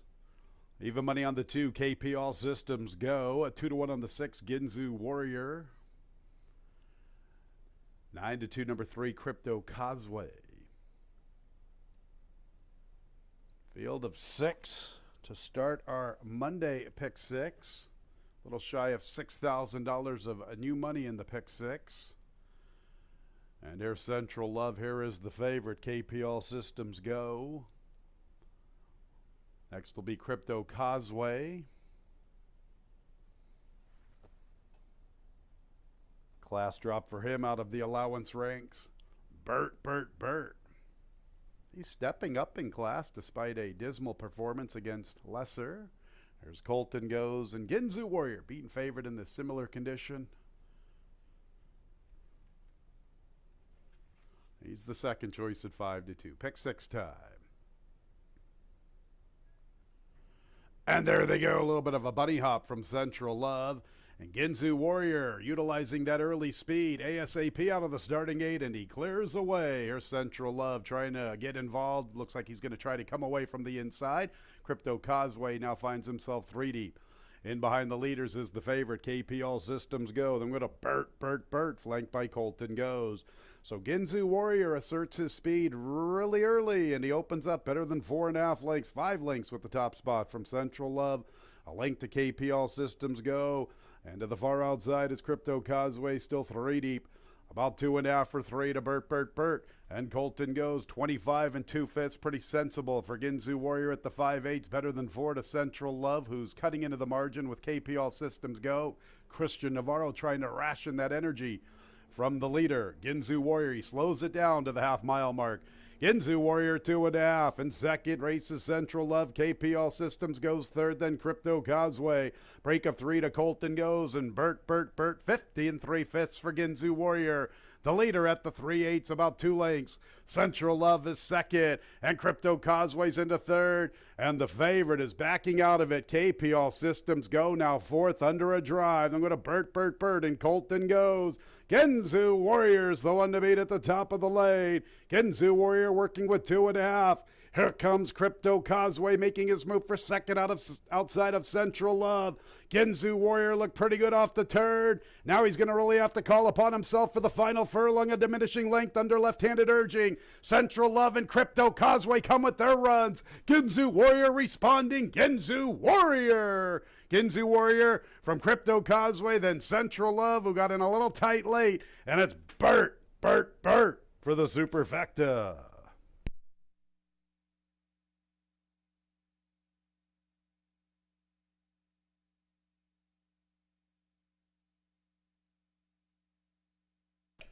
One minute, 46 seconds. The final running time from the third.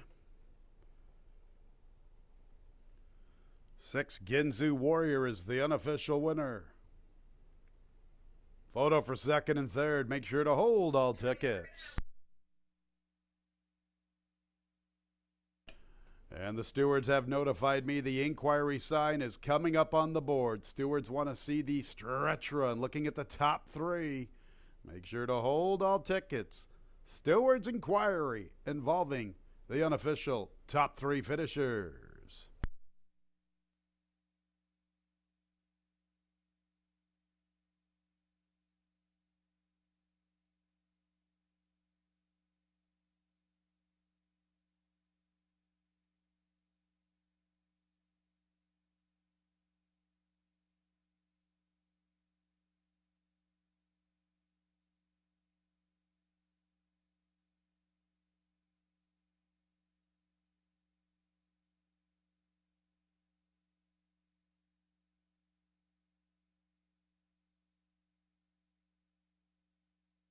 Second place 3, Crypto Causeway. A third place number 1, Central Love. Fourth place number 4, Bert.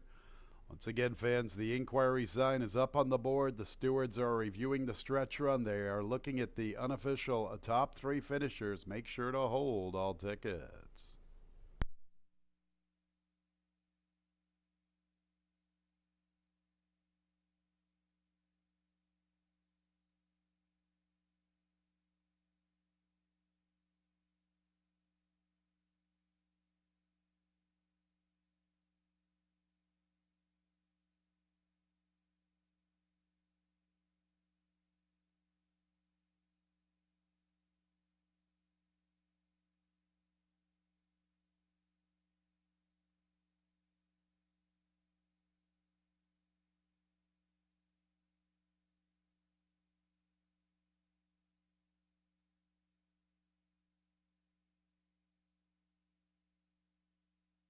Entering the winner's circle is the unofficial winner, number 6, Ginzu, a warrior. He is a 4-year-old chestnut gelding by First Samurai out of the dam Sweeter Than Candy, owned by Diana Citarella. Winning trainers Ralphie D, Ralph D'Alessandro. Winning jockey Christian Navarro. The winner was bred in Kentucky by Jeff Autry. Once again, fans, the stewards are reviewing the stretch run. Make sure to hold all tickets.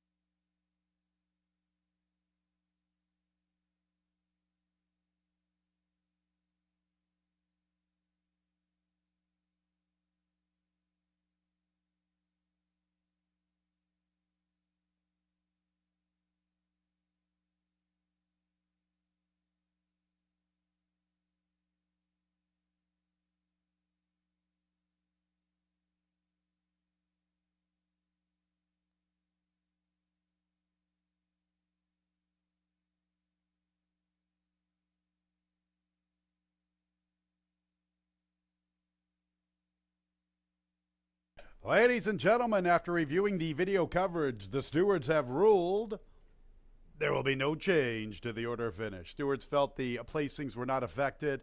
Going to let it stand as is. 6-3-0-1-4, 6-3-0-1-4 will stand as is. Stewards felt the outcome did not affect the placings. Going to leave it as is. 6-3-0-1-4 in race 3.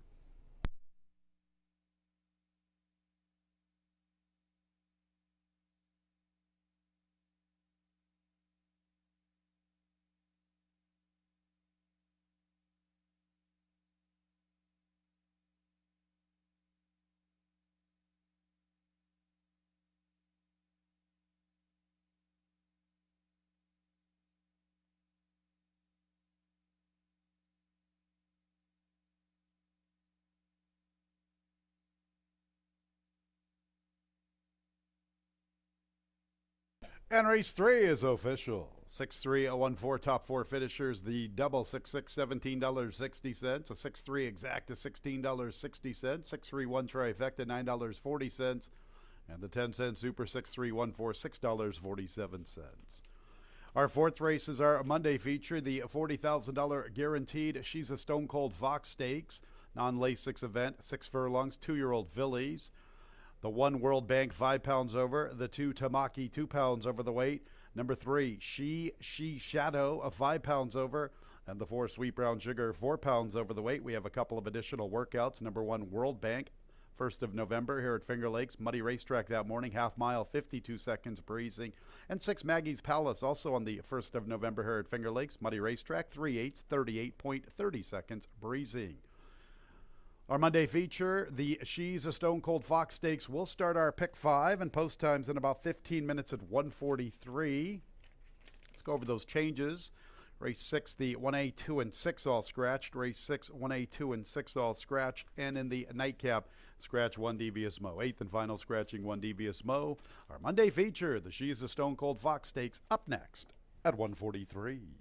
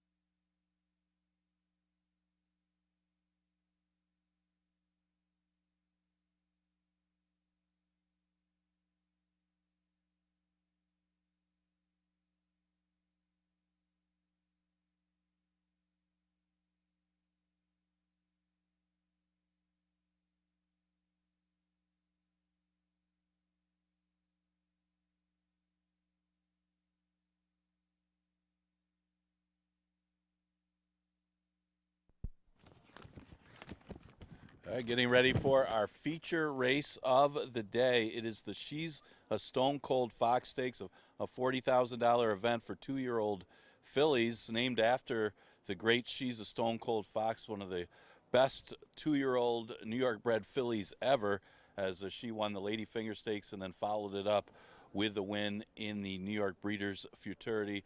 What a filly she was for Langpap Stables and M. Anthony Ferraro. Looking back at the third, that was a long objection, as it was Jinsu Warrior being Jinsu Warrior, as he got loose in there, but he was looking for competition late. He ended up drifting out. I guess it was a question of whether he cost Central Love a position or not, and he was left up and awarded the victory, or kept the victory. Christian Navarro for trainer Ralph D'Alessandro to start off the $1 pick six. Well, looking at our main event here, it goes the distance of 6 furlongs. A lot of early play on the 4 Sweet Brown Sugar, who looks to be the deserving favorite off of an impressive maiden victory. And on her first look, she won very handily against a softer maiden field. She did it in a pretty quick time for the day. So she comes in looking good as the favorite. That race was on October 18th. Flores aboard again, and out of Rachel's Blue Moon, I believe Ray Gutierrez wrote that one during her career. This one looks to make it 2 in a row and get the victory in the stake. A lot of early play right now at odds of 1-2. Obviously a short price for a 2-year-old filly, but she will be the heavy favorite. Maggie's Palace looked good in her first start. She did get a nice trip, but she beat a strong field. At least it turned out to be a pretty good field. The horse that was second was a pretty good one. That was in the slop. She did try winners in the Lady Finger Stakes. A little overmatched, but she didn't run that badly in that race. So this will be her 3rd career start, first time on a fast racetrack out of the dam Sister Margaret. This is actually, she turned out to be the first winner for Sister Margaret, and she'll probably going to be the second choice right now. Right now at odds of 4-1. She's a strong player in here. Then you got the 3 She Shadow, the only non-New York bred in this field, as she is a Florida bred. She's had 1 career start. It was at Saratoga. She caught mud. She's out of the dam eluding. Her only win was on the turf, as this one very well bred for the turf. Actually, her first start was in an off-the-turf event. But this is a little bit, I wouldn't say it's tougher, probably an equal race, as that one went pretty quick. The early fractions were very fast in that Saratoga race back in August. Those are the main contenders here for the She's a Stone Cold Fox Stakes. It is our feature race of the day. Exacta, Trifecta, Superfecta, Daily Double, and the Pick 5 starts in here.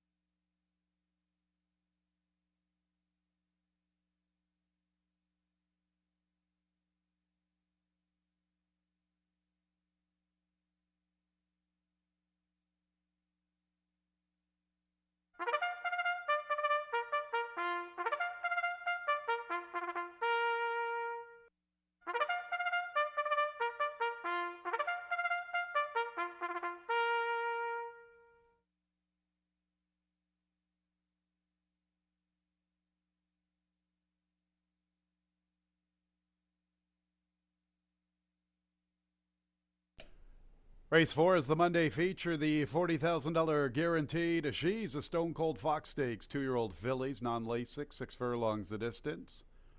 1 carries 5 pounds over, 2 carries 2 pounds over the weight, 3 5 pounds over, 4 4 pounds over the weight. Race 4 begins the Monday Pick 5, post time in a little more than 3 minutes.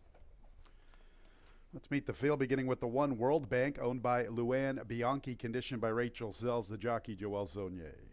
2 is Tamaki, owned by Chester and Mary Broman. Her trainer is Michael Progno, her jockey Caber Koa. Number 3 is She Shadow, owned by Jeffrey Engelhart and Photos Finish LLC. Jeffrey is the trainer, the jockey Andre Worry. 4 is the big favorite. She has skipped the parade. Onto the 5, Unbridled Sister, owned by Misty Mountain Thoroughbreds, conditioned by Nurka Huertas. Christian Navarro looking for back-to-back scores. 6 has skipped the parade as well. Onto the 4, Sweet Brown Sugar, owned by Richie Rich Racing Stable, conditioned by Paul Barrow. Jeremias Flores, the pilot. 2 to 5, Sweet Brown Sugar. And completing the post-parade is the 6, Maggie's Palace, owned by Dorico Racing and Breeding LLC. Her trainer is Carl Grusmark, and her jockey is that girl, Jackie Davis. Those are the 6 two-year-old fillies for the $40,000 guaranteed She's a Stone Cold Fox Stakes, post time in a little more than 2 minutes. Feature race time on the Monday card. A final 2 stakes races of the season. The girls in action here with the She's a Stone Cold Fox Stakes. Tomorrow we got the Tin Cup Chalice for the 2-year-old boys. What an impression Sweet Brown Sugar made on the 18th of October. What a powerful performance. She looked the part in the parade. Good-sized filly. Richie Rich Racing Stable back at it again. They had a pretty good filly a few years ago named Wait a Minute. She ran second in this race in her second career start, and she, as a 3-year-old, won our New York Oaks. That was for Richie Rich Racing Stable. You know, Nick Hines, the Sarge on TVG, is good friends with the Richie Rich Racing crew, and Nick does a lot of the picking of the horses out at the sales. He tagged Wait a Minute a few years ago, and he has suggested that they go with Sweet Brown Sugar, and they did. $32,000 purchase. I think they have a good one. If she repeats anything close to that debut run, she's going to be difficult to handle. Boy, she really rocketed away from her rivals inside the final furlong. And it should be noted, the boys were in action a couple races later that day, and they went 107-2. Sweet Brown Sugar really putting up a big number in her initial look. We'll see. She is coming back quick, but Sweet Brown Sugar, definitely the one to beat in the She's a Stone Cold Fox Stakes. After that, I really wasn't sure where to go. I landed on the 6, Maggie's Palace. I liked her debut run and ran a decent 5th in the Lady Finger. Boy, solo shot would be very difficult to handle in this spot. Maggie's Palace has every right to get right back into the winner's circle if Sweet Brown Sugar has a little bit of a hiccup. This will be Maggie's first start over a fast racetrack. She's conveniently positioned to the far outside, and I give her a little bit of a look. That's 7-2. Then I looked at the 2, Tamaki, who looked very good winning, going 2 turns. Now, granted, Jason Liam wasn't able to exit that affair and get to the winner's circle earlier in today's card in race 2. We're not going to hold that against Tamaki. Now she turns back in distance, so she has that good foundation in her corner, and she is 8-1, a little bit of a price. After that, maybe the 3, She Shadow. I have to say I'm not too enthused to be calling this one. Her name is a little bit of a tongue twister for me. She Shadow. Not a bad effort in her first start. We have talked about this, or I have talked about this throughout the last couple of years since I've been doing these analyses up here in the booth, that I really like horses who debut at Saratoga. And here we have it with She Shadow. If the connection saw good enough to enter her at the spa during the summer, as a 2-year-old, boy, that's a tough place to win.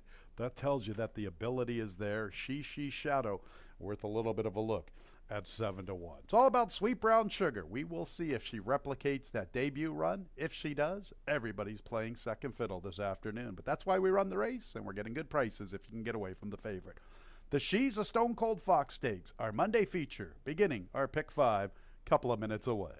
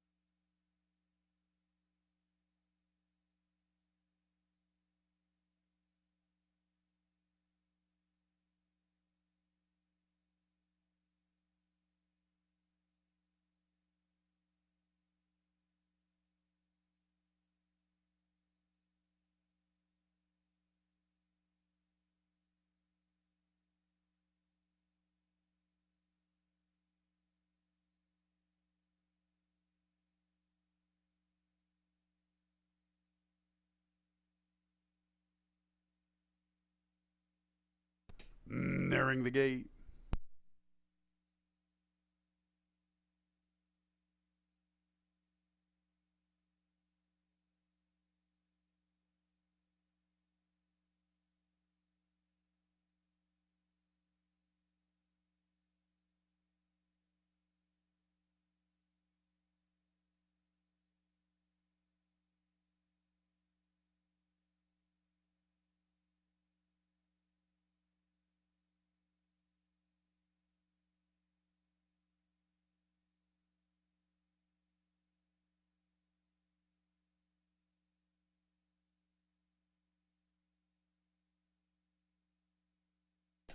It's post time for the fourth race, our Monday feature, the $40,000 guaranteed She's a Stone Cold Fox Stakes. Big favorite is the 4 Sweet Brown Sugar at 1-4.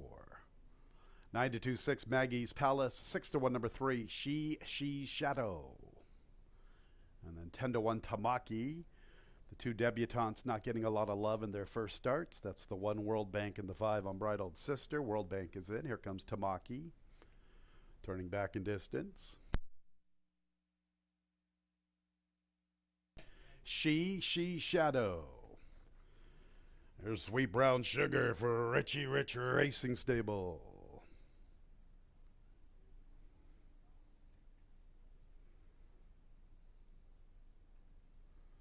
Couple to load, Unbridled Sister and Maggie's Palace.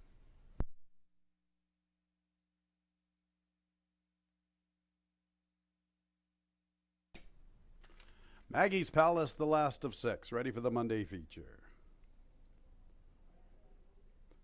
And there they go in the She's a Stone Cold Fox Stakes. Quick start, Maggie's Palace. Tamaki is there. Here's Sweet Brown Sugar from between gals. She will prove to be the quickest. Unbridled Sister comes away in 4th. She Shadows making up ground now into 4th in the 2-path. Pretty compact group. And from the rail is World Bank. So the favorite, Sweet Brown Sugar, is the quickest. Tamaki, despite turning back in distance, right there amongst the early pace. It's a break of about 1.5 lengths or 2 to Maggie's Palace, who tracks intently from 3rd. She Shadow has the 4th position, and she's a little less than 4 off the lead at the 3/8. Boy, is that opening quarter correct? 24 seconds? If so, tough to handle here with Sweet Brown Sugar. Sweet Brown Sugar, Maggie's Palace turns up the pressure. Sweet Brown Sugar confidently handled. Tamaki can't stay with the leaders. In the 4th spot is She Shadow. The other 2 have a lot of work to do. Maggie's Palace right alongside of Sweet Brown Sugar, who's right back at her. And look at this girl open up. Sweet Brown Sugar strutting her stuff past the 8th pole. And look at this final quarter of a mile. Here's a good-looking filly for Richie Rich Racing Stable. Her name is Sweet Brown Sugar. Maggie's Palace made a brief run after this big winner in 3rd, a long ways back to She Shadow. And 4th place, Tamaki.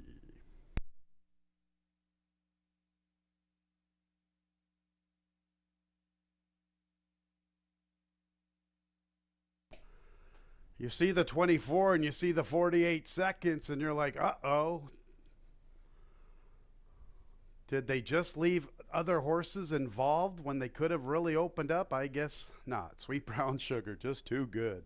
Jeremias Flores knew what he was sitting aboard here. This is a good-looking filly, fan. Sweet Brown Sugar comes home like a freight train in both of her career starts this season.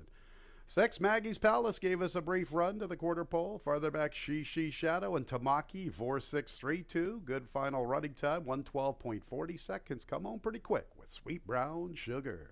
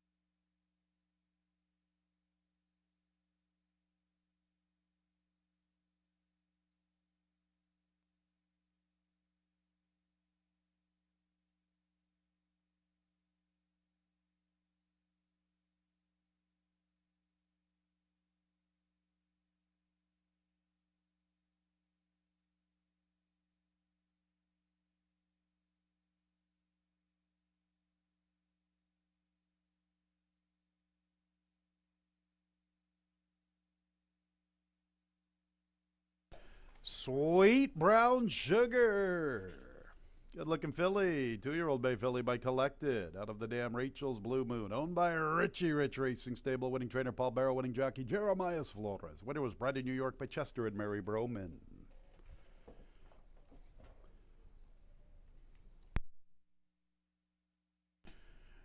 And race 4, the She's a Stone Cold Fox Stakes is official. 6-4 double $9.90, 4-6 exacta $3.60, 4-6-3 trifecta $2.07, 10-cent super 76 cents, 4-6-3-2 the winning combination. 6-6-4 early pick 3 $6.60, 1 with 6 with 6 with 4 the early pick 4 $47.50. With the trophy presentation for the She's a Stone Cold Fox Stakes is Anthony Ferraro. He was the conditioner of She's a Stone Cold Fox back in her day. Congratulations to Richie Rich Racing Stable, Sweet Brown Sugar, Paul Barrow, and Jeremiah Flores. Remember her name, fans? Off to a promising start. 2 for 2 here at Finger Lakes. Both powerful victories. All right, the 5th race will begin our late pick 4. No changes in the 5th. And post times in about 19 minutes at 2:12.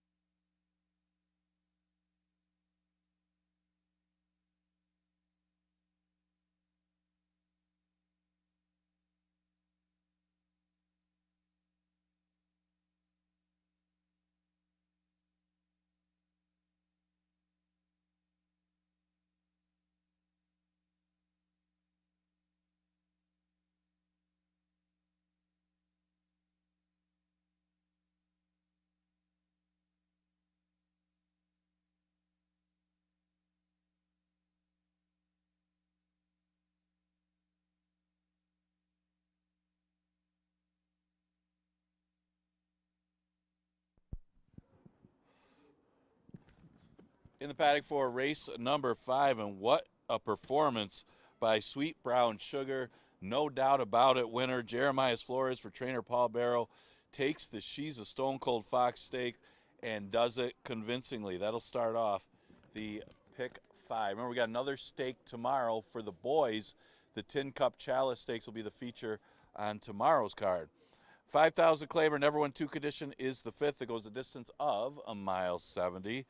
We'll start with Stormandy, who changes trainers here, goes to Michael S. Ferraro, and this is Michael S. Ferraro time of year, and not badly beaten last time in arguably a tougher version of the condition.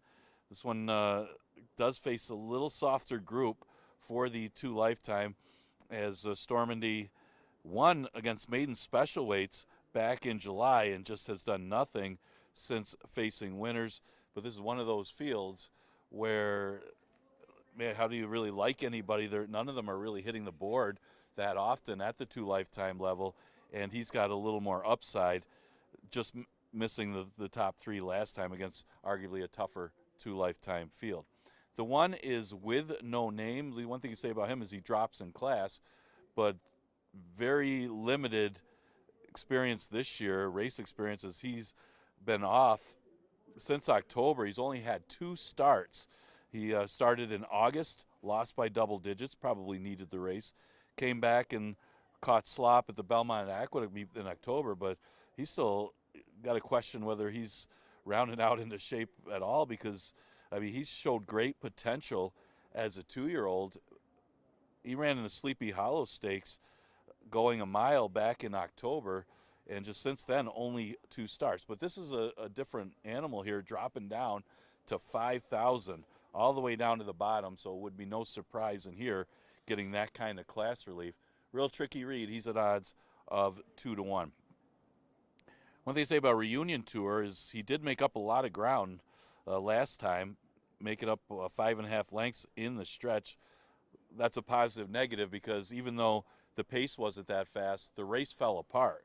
Over the Cap, a deep closer won. She Speaks Well came off the pace to be second.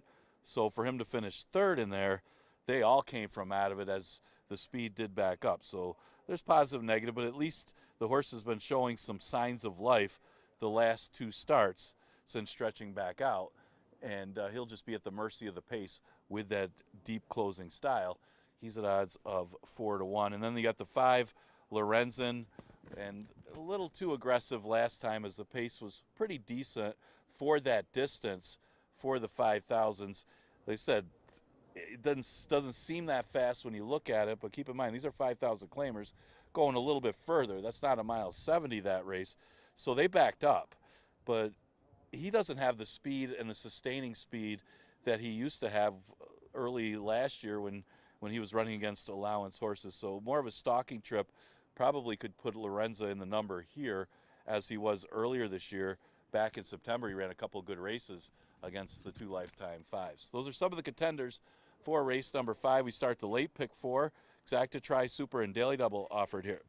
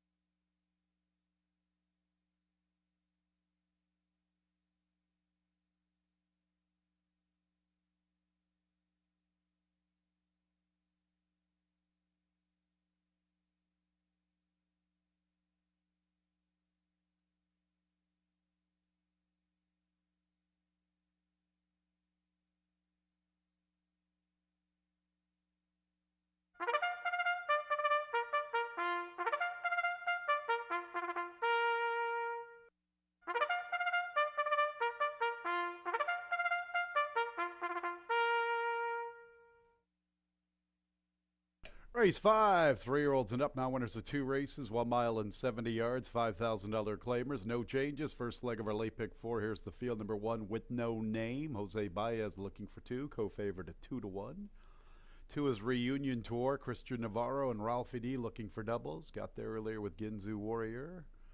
3 is 8 Sunset Drive. Stephen Fred. Next will be the 4 Stormady. The other 2-1 shot. His jockey is Cabracoa.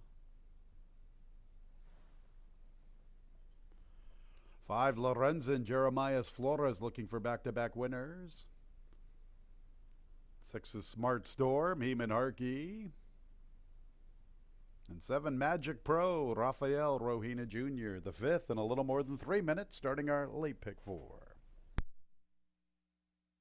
Final 4 races on the Monday card. How about Sweet Brown Sugar? Excellent victory in the She's a Stone Cold Fox Stakes. Powerful final quarter of a mile, coming home in 24 and change. Good looking future for that 2-year-old filly. She has been very impressive in both of her career starts. Tomorrow, the 2-year-old boys will be in action, concluding our stakes series for the 2023 year. Going to wrap up our final stakes race tomorrow with the Tin Cup Chalice, named in honor of one of the all-time greats to have a race here at Finger Lakes Gaming and Racetrack. That is our Tuesday feature. How about the late pick 4 on this Monday card? I thought the 4 Stormady and the 1 With No Name are probably the best 2 in here, and they are vying for favoritism. With No Name at 9-5 and Stormady at 2-1. I lean towards the 4 Stormady. Boy, Stormady, I'll never forget the maiden special weight victory earlier in the season. He adventured to us from Monmouth, from Charlie Baker's barn, ended up with Chris Progno as his trainer at the time. Now under the training at tutelage of Michael S. Ferraro, a powerful maiden special weight victory. That was a big, big run. Boy, Andre Worry, I remember that ride. He put him into the race early up the backstretch, and it was a sustained run all the way from about the 5/8 to the wire. That is not an easy task. I thought it was a very good-looking victory. Now, was it because it was a good sealed racetrack? Perhaps. He has never hit the board in 9 appearances on fast racetracks. Didn't really recognize that statistic until just now. With that said, though, his recent race was improved. A 4th-place finish, 3.5 lengths behind Raw Courage and Up for Adventure as a beaten favorite. Not in love with him by any means, but I do like Michael S. Ferraro as a trainer. Everybody should like the Godfather, Michael S. Ferraro, as a trainer. He has won a ton of races here at Finger Lakes, keeps on going strongly. And here's Stormady, my top pick, at 8-5. The 1 With No Name, what do you do with him? He is dropping in from 16 for 5 for Torelli and the Niz. Are we going to shuffle up and deal here with No Name? I know the Niz is hoping so. This horse is good enough to break his maiden last September against State Bred, a maiden 40s. That was over a good sealed racetrack. So here's another one. I like my top pick that hasn't hit the board on fast racetracks. Boy, look at this, fans. The 8-5 and the 2-1 shot are 0 for 12 collectively on fast racetracks with no top 3 placings. Think about that. 2 Reunion Tour has back-to-back 3rd-place finishes. Has some foundation in his corner with that mile and 1/8 race recently. Over the Cap. Over the Cap's a pretty good one for 5,000. So it's a good race. Now he can short him back just a little bit. Maybe he comes with a big, big run. Reunion Tour at 7-2. And after that, 5 Lorenzen. Boy, Lorenzen doesn't miss a beat this season. He races very frequently. I would love to see this guy get to the winner's circle, huh? How about him? 1 for 50 in his career. That victory was against maiden special weight ranks. Looks, he has made almost $100,000 despite only winning on 1 occasion. That's because he has a bunch of seconds and thirds and some nice allowance races back in 20 and 21. Races a lot of dances, no question about it. The race 3 back puts him in contention. The last 2 have been a little uninspiring. We'll see. Is the lofty workload catching up to him, or has he just been circumstantial with his trips? We shall see. Love to see him get there. It'd be pretty cool to see him win that elusive 2nd career score. I think it's a wide open 5th. It starts our late pick 4. Best of luck whichever direction you go.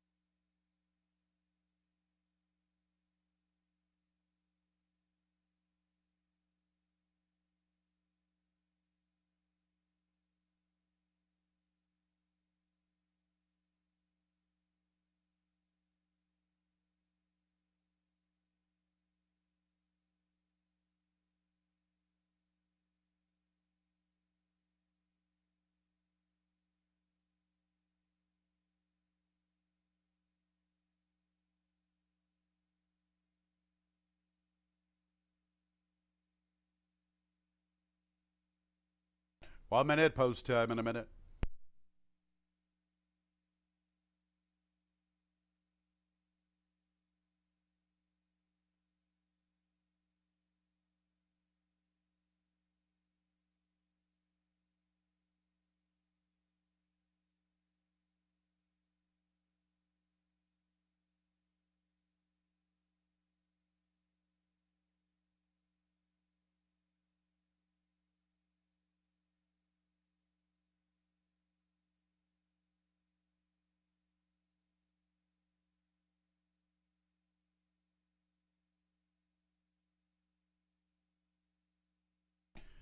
It's post time for the 5th race. The horses are just arriving at the starting gate.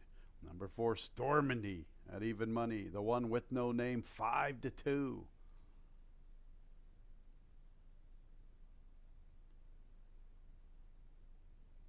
With no name. Jose Baez looking for a riding double. Reunion Tour will be next. Christian Navarro looking for 2 with Ralph D'Alessandro. 8 Sunset Drive.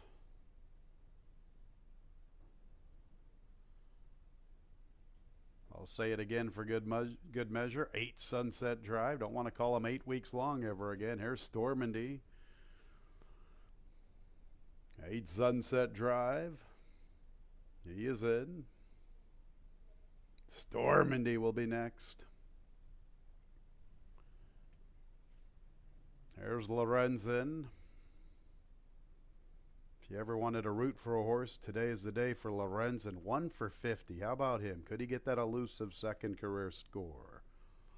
Couple to load. A couple of the long shots, Smart Storm and a Magic Pro.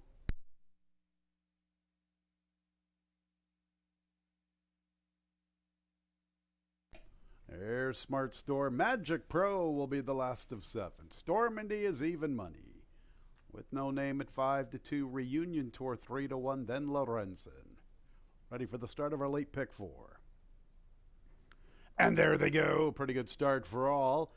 8 Sunset Drive is sent to the lead. Stormandy's into the race early. From the outside is Smart Storm. From the inside is With No Name. Going to try to get into the 2-path from between runners. Tight spot. He gets there.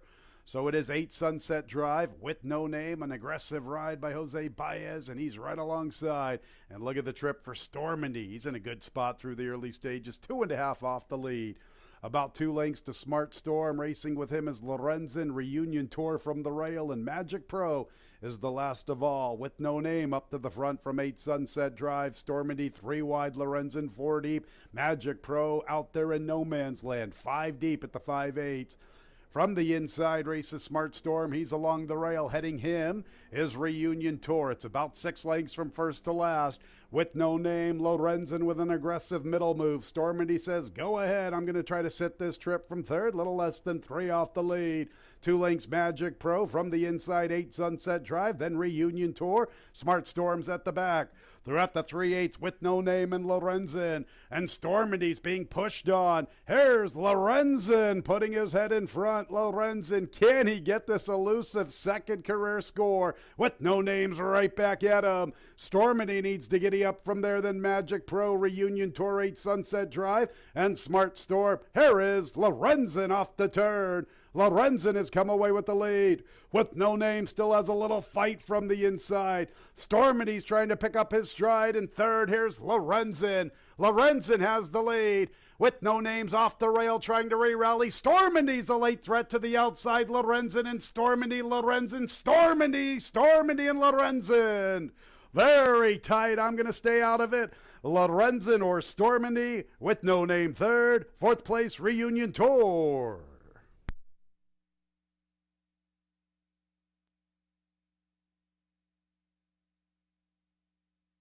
Bless his heart, Lorenzen looking for that elusive second career score. Did he hang on or did he get tagged late? Stormandy unleashing a furious final furlong. Look at him pick up his stride in the slow-mo. Lorenzen, Stormandy, 147 and 74 100ths, the final time.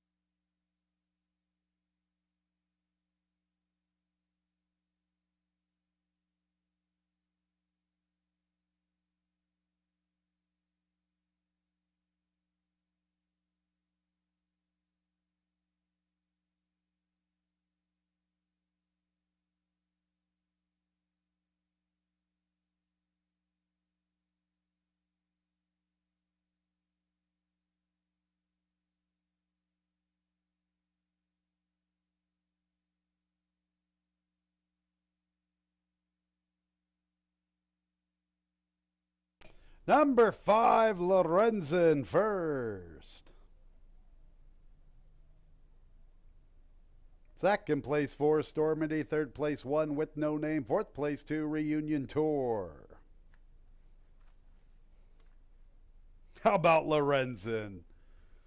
Second career victory. It's been elusive for this individual, and it's going to put him over $100,000. Couldn't have come at a better time. 6-year-old Dark Bear Brown Gelding by Flatter out of the Dam Road to Mandalay, owned by William Ritz the third, along with Henry Nahel, winning a trainer Donna Barretta, back-to-back for Jeremiah Flores. Winner was bred in New York by Seth Gregory.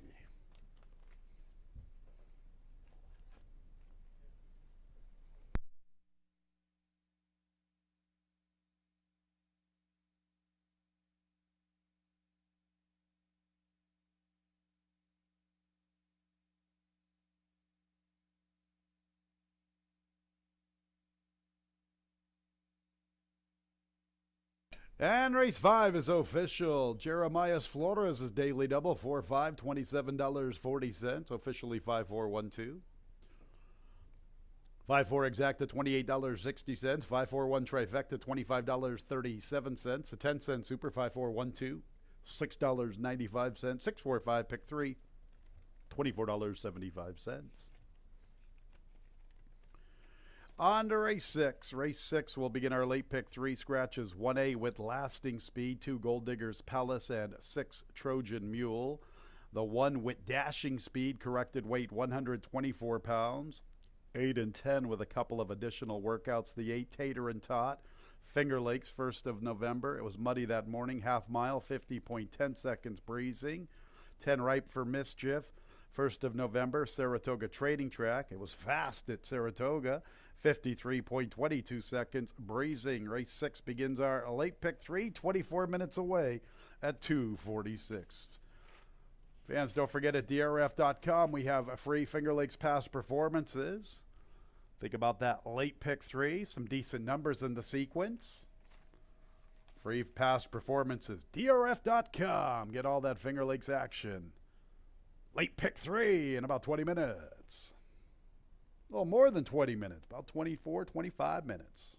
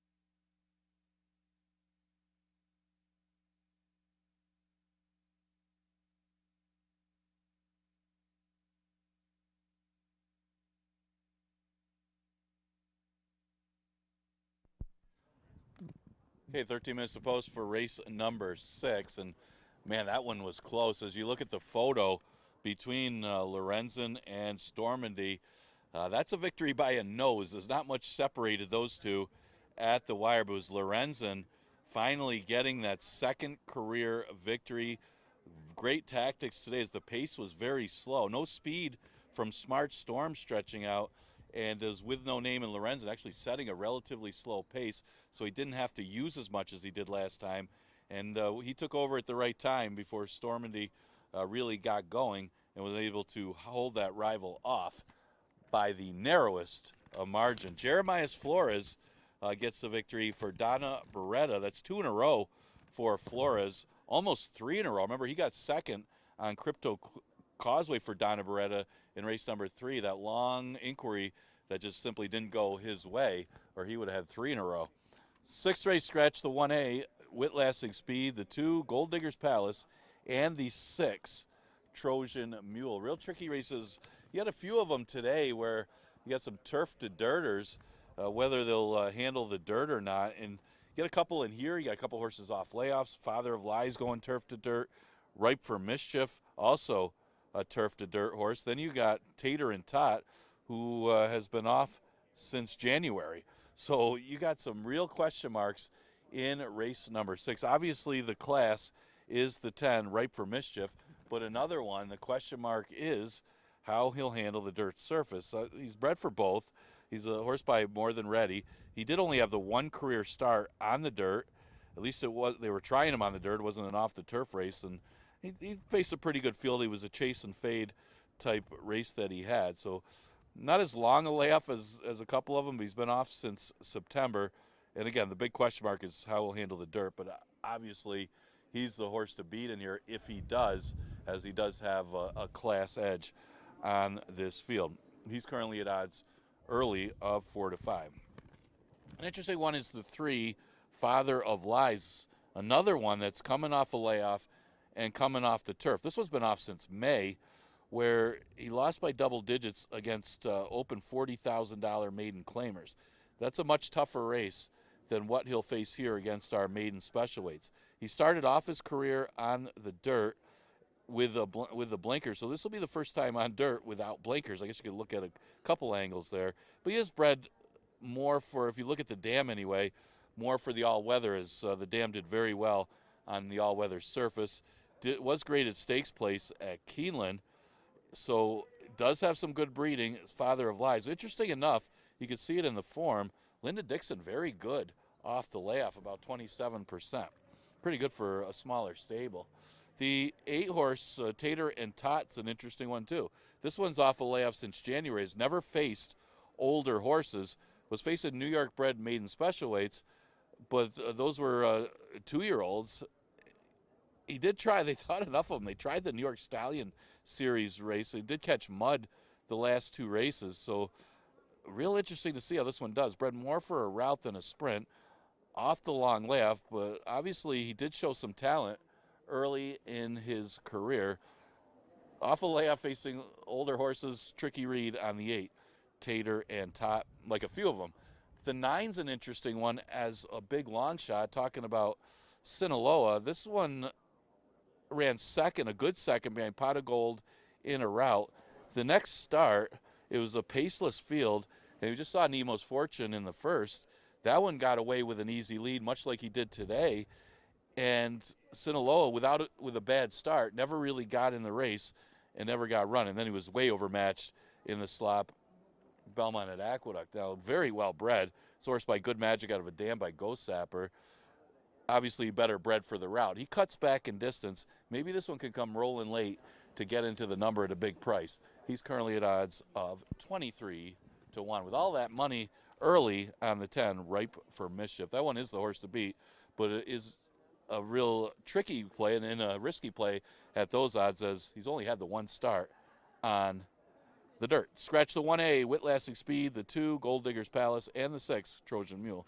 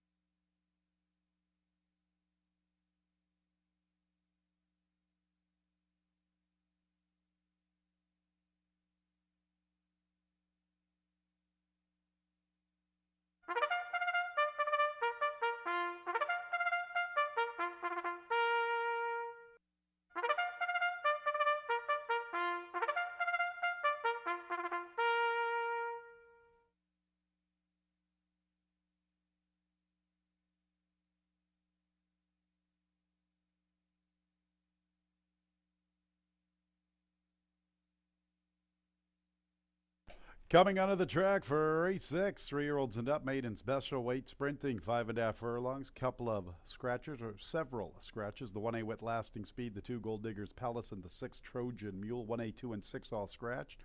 1 with dashing speed, corrected weight, 124. First leg of our late pick 3. A little more than 3 minutes until post time.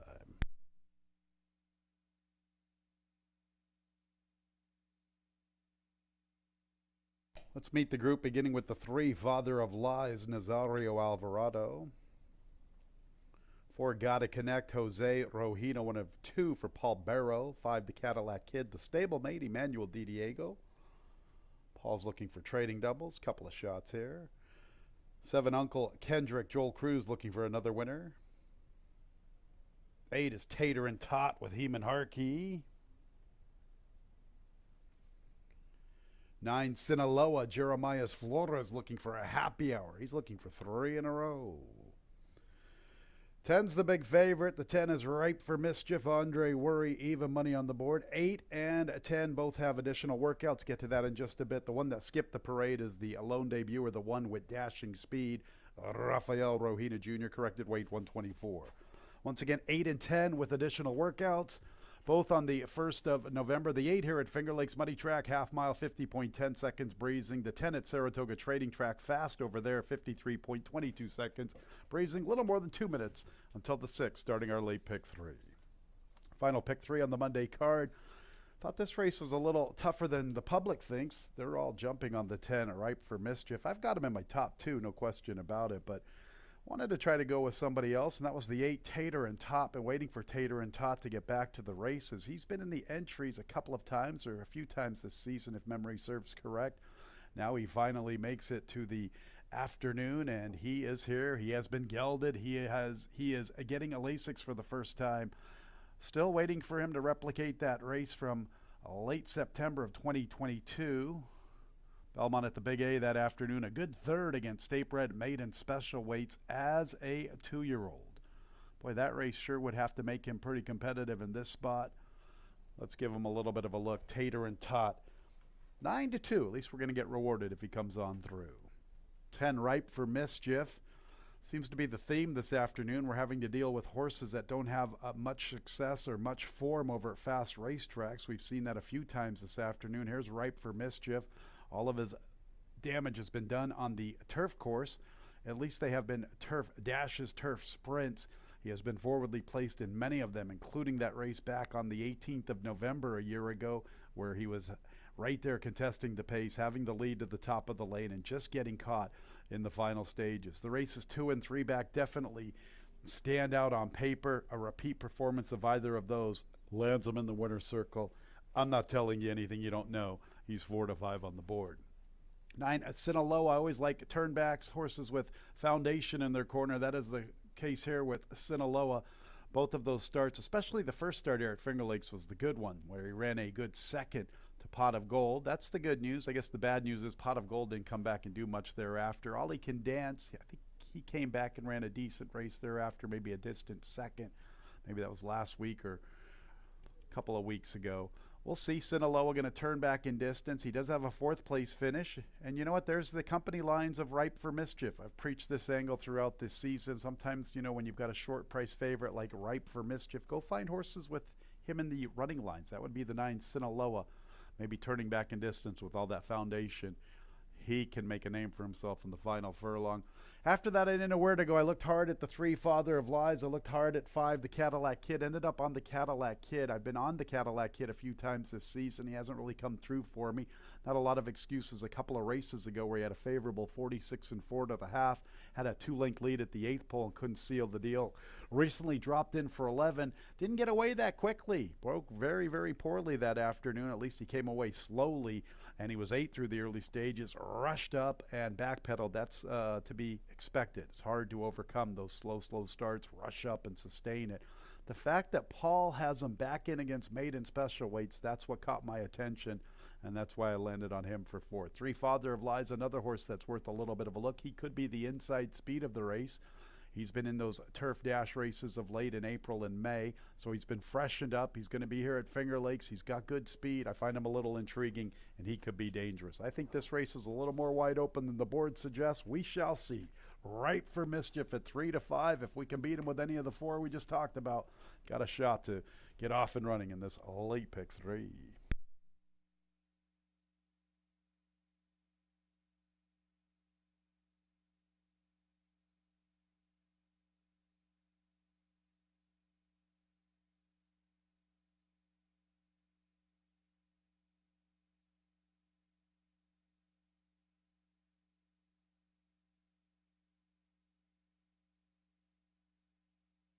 Nearing the gate.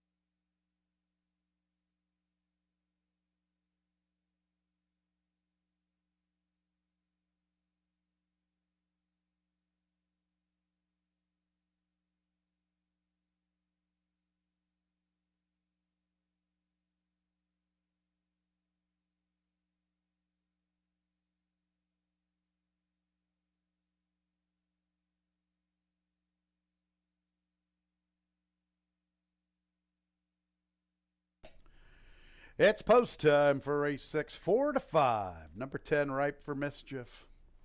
5-2, 8, Tater and Tot.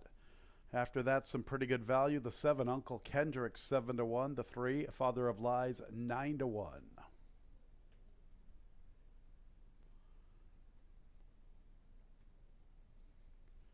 Father of Lies is the first one into the starting gate, a field of 8 at the gate. Paul Barrow's got a couple of runners. They should be next to load. Gotta Connect and the Cadillac Kid.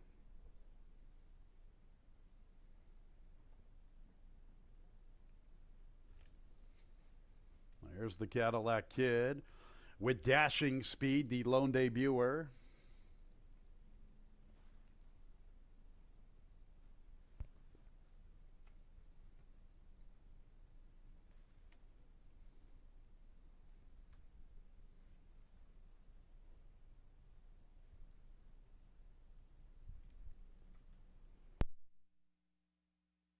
Uncle Kendrick will be next. This is his second career start.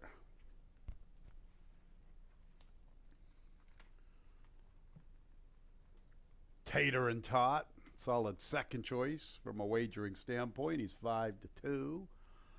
Big number on Sinaloa. Got all those route races under his belt. And then the big favorite, Ripe for Mischief. He's 4-5, and Tater and Tot is 5-2. Ripe for Mischief to the outside. Late pick 3 time. And there they go. Quick start, Tater and Tot. Father of Lies not quickly away. How about a much better start this afternoon for the Cadillac Kid, and that has him finding the front. The Cadillac Kid from Tater and Tot. And here comes Uncle Kendrick. Sinaloa, Ripe for Mischief. They join with Dashing Speed. They stack up for that third spot. After that, it's Gotta Connect. And the early trailer is Father of Lies. So the Cadillac Kid is the quickest. Tater and Tot's in a good spot waiting on deck. And there goes Tater and Tot getting the lead at the 3/8. Here comes Uncle Kendrick. Here comes Sinaloa. The Cadillac Kid is out of the race. The Cadillac Kid is out of the race. Now at the top spot, still Tater and Tot. Sinaloa's beginning his run along with Uncle Kendrick. Ripe for Mischief. Boy, he's going to have to fly from there with the purple silks. Gotta Connects into 5th. And from the inside with Dashing Speed. Tater and Tot needs 3/16 to get him to the winner's circle. Sinaloa's running a big one to the outside. Uncle Kendrick fighting on. Tater and Tot, Sinaloa, Uncle Kendrick. Tater and Tot still with something left in the final 16th. Tater and Tot. Sinaloa's in a photo for second with Uncle Kendrick. Might have been Uncle Kendrick. It's pretty tight. And 4th is equally as tight there between Ripe for Mischief and Gotta Connect.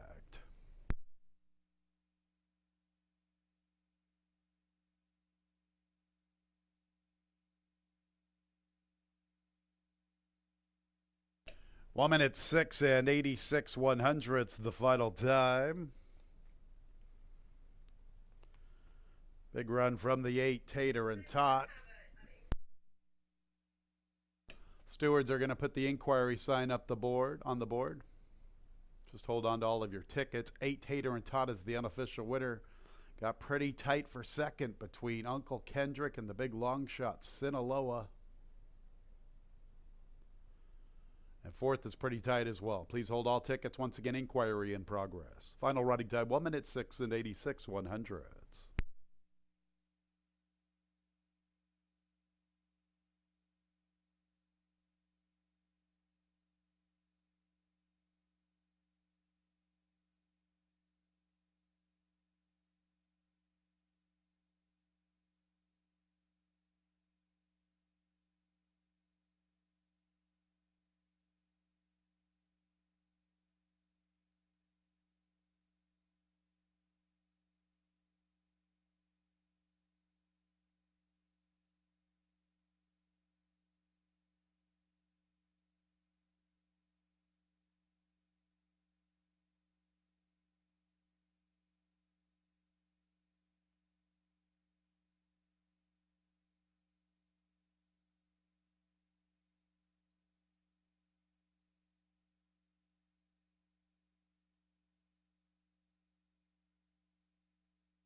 Seven, Uncle Kendrick finishes second. Third place, 9, Sinaloa. Fourth place, 10, Ripe for Mischief.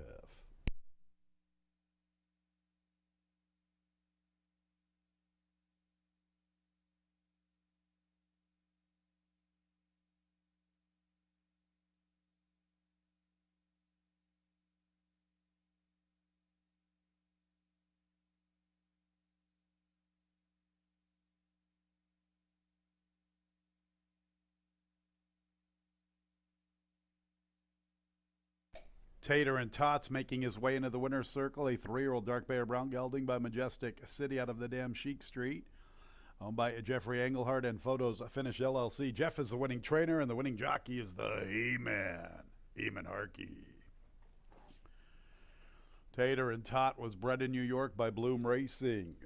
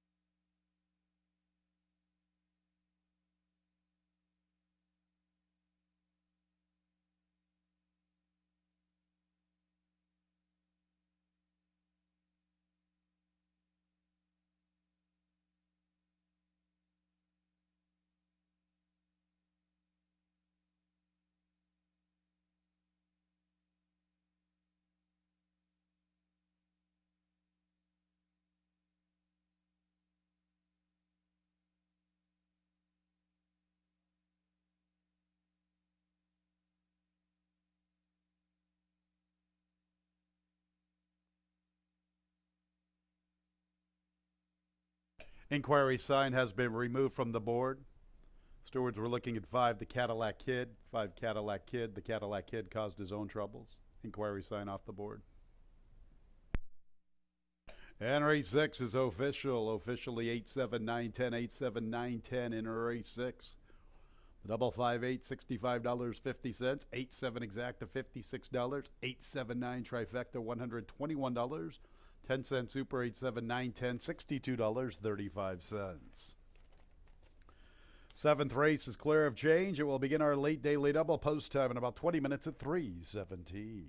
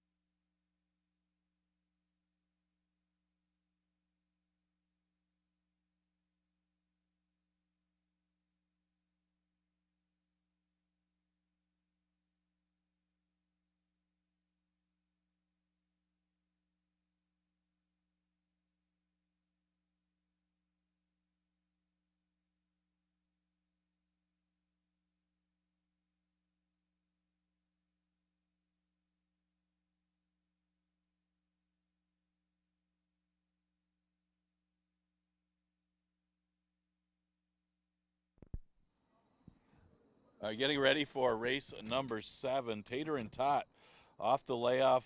First time against winners, no problem. Got the victory. Heeman Harkey wins that race for Jeff Engelhart. Bet down to 5-2, gets a victory in race number 6. As we go to the 7th, a 5,000 claimer. This is a split condition. Onwards the 2 cents a date or never won 4 races. Obviously, the first part of the condition always having the advantage, unless the 3 lifetimes are that much better. But I think they're all in for the 2 cents a date anyways. None of them are in for the 4 lifetime. The 6-horse parade field, not a bad long shot in here. Last race, not as good, but keep in mind, that was the marathon race, and so he'll cut back in distance a little bit from that race. Remember, we did the North Warning Distance Series. That race won by Kodiak Brown for Chris Engelhart. But the race before, I mean, the pace wasn't there. Jitter Juice was able to control the pace.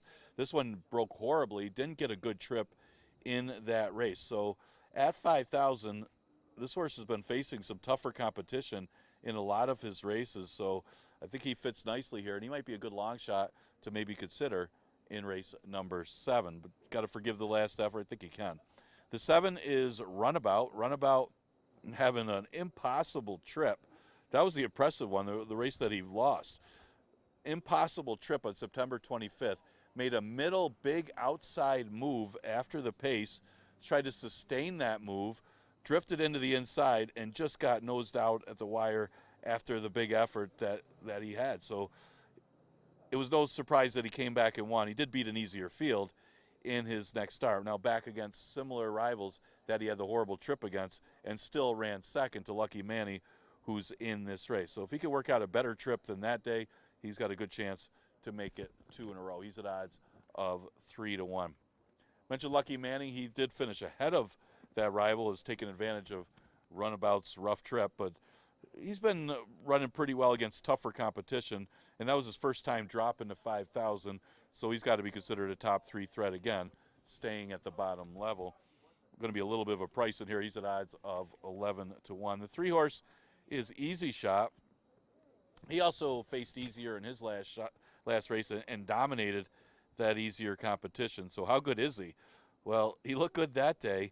It's just a matter of can he bring that game to face a little bit tougher here. The number's going to have to be a little better. Actually, his last number is good enough to be competitive.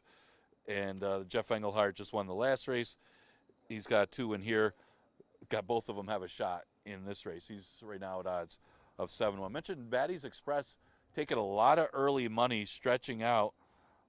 Tried to stretch it out earlier this year. He did run 3rd in a route for 5,000 earlier in the year and ran a good second at Drossel Diem a couple starts ago. So he's been running well. He lost a double shot in his last race pretty easily, or pretty handily that day. But that was against tougher if you consider double shot and Nutsy are a lot better than these horses at the 11-9 level. So I can see why this horse is getting a little bit of action in this race. He's at odds of 8-5. David Iola, a very good trainer for his small stable. This starts the late double.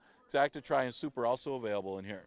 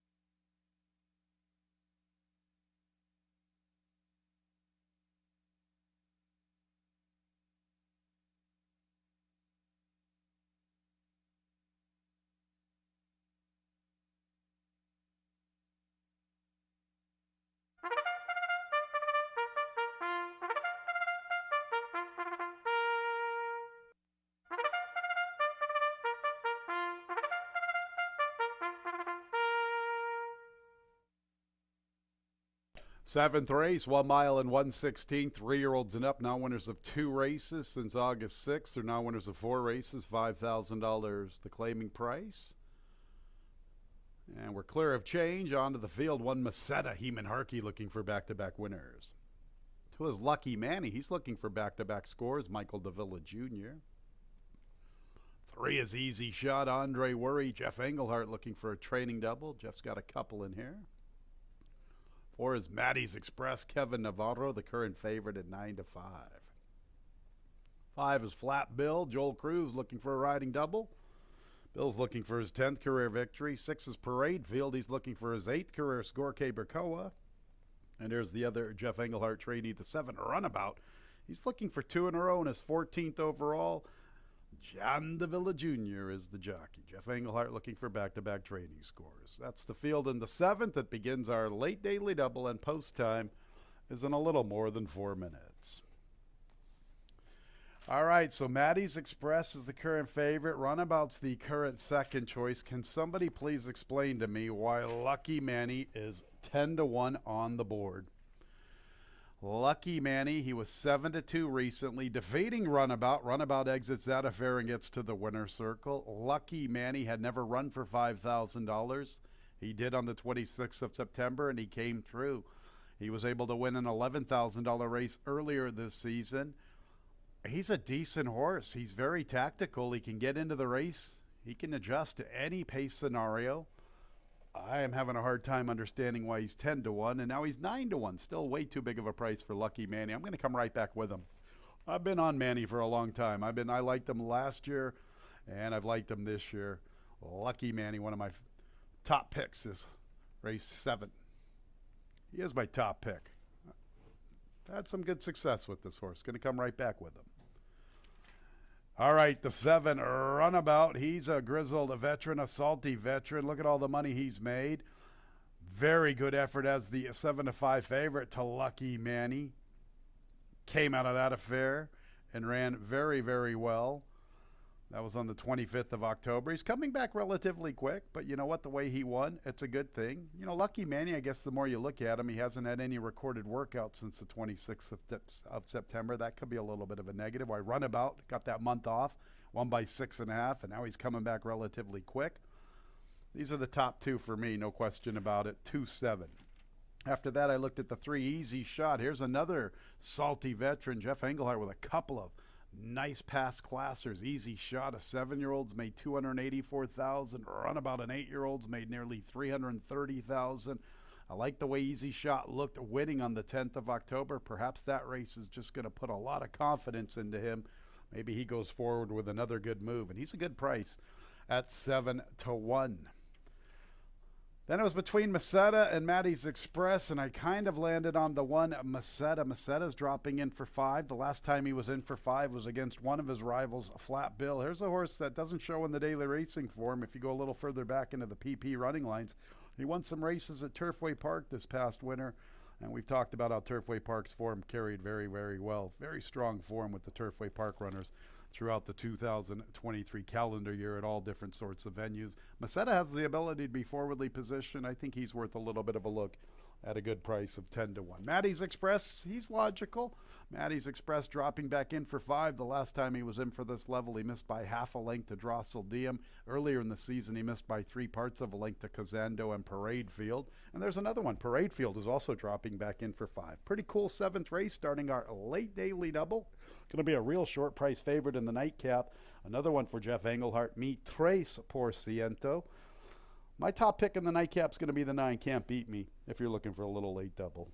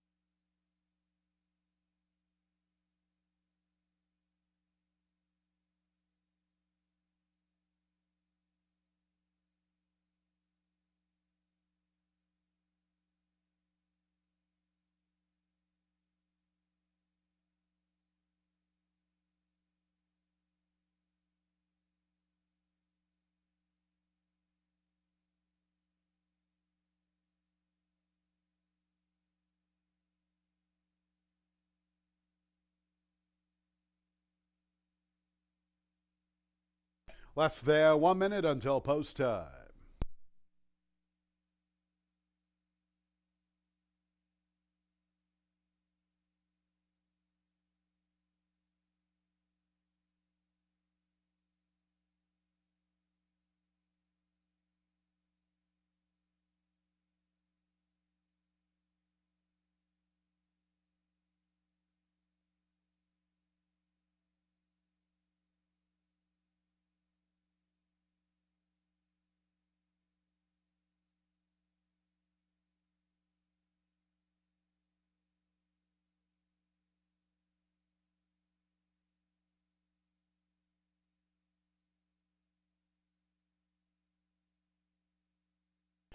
It's post time for the 7th race.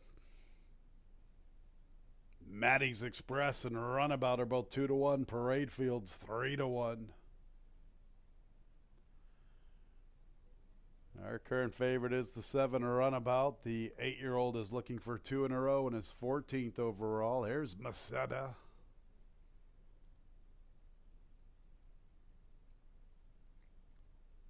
Lucky Manny. Easy Shot, 1 of 2 for Jeff Englehart, stablemate to Runabout. Jeff's got a couple of salty veterans here. They've both made a ton of cash throughout their careers. David Oyola's Maddie's Express. Flat bill for Caitlin Gooderson. Gold Cruz looking for another winner. Parade Field for trainer Mike Lasessi. And here's the other Jeff Englehart trainee, Runabout. He'll be the last one to load. Runabout at 2-1. Maddie's Express 5-2. Late daily double time. And there they go. Maddie's Express has asked for speed, and he's quickly away, and nobody's stepping up to him so far. Here's Runabout into the second spot. Lucky Manny, Parade Field, Masetta from the rail. Following them, Easy Shot and Flat Bill. Quick start for Maddie's Express, who bounded away from the gate, and he's making the pace from Runabout. Masetta vies for third with Lucky Manny and Parade Field. Flat Bill and Easy Shot are the last two, and they're a little less than 5 from the front. And Maddie's Express gets this a lonely lead, and he's not doing it in any hurry. Maddie's Express nearly a length and a half entering the backstretch, and it's a favorable flow, 25 3/5. Runabout is up close to the soft pace. Parade Field from the far outside. Lucky Manny in the 2-path. Masetta from the rail. I'm going to Flat Bill and Easy Shot. Maddie's Express uncontested, nearly 2 lengths. Runabout. Parade Field inches a little closer. Masetta from the rail. There goes Flat Bill from the far outside. Easy Shot and Lucky Manny are a little less than 6 off the lead. Big time advantage here for Maddie's Express. Not a lot of excuses for Maddie's Express. They bet him pretty convincingly, and he's looked like a winner the entire trip, popping that starting gate, and he's opening up with ease. Maddie's Express slaps 6 on the field. Runabout can't stay close. Masetta is third from the inside. They go to Parade Field. Easy Shot. Not today for Lucky Manny. Just in front of him is Flat Bill, and Maddie's Express has been dominating from the very beginning. Maddie's Express opening up, threatening to run his rivals right off the screen. Maddie's Express, Masetta second. In fact, they are off the screen because it's all about Maddie's Express. Masetta second, then Parade Field. And checking in fourth was Runabout for the Superfecta.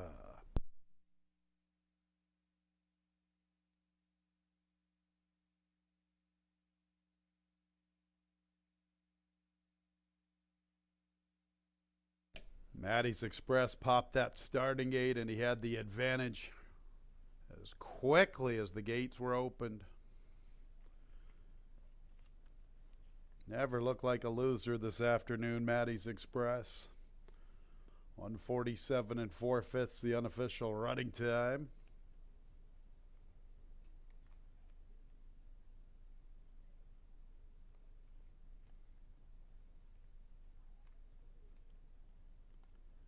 Just waiting for some numbers. Looks like the one Masetta checked in second. Here we go. Thank you very much. 4-1 and a photo for the show. 147 86 100ths the final time.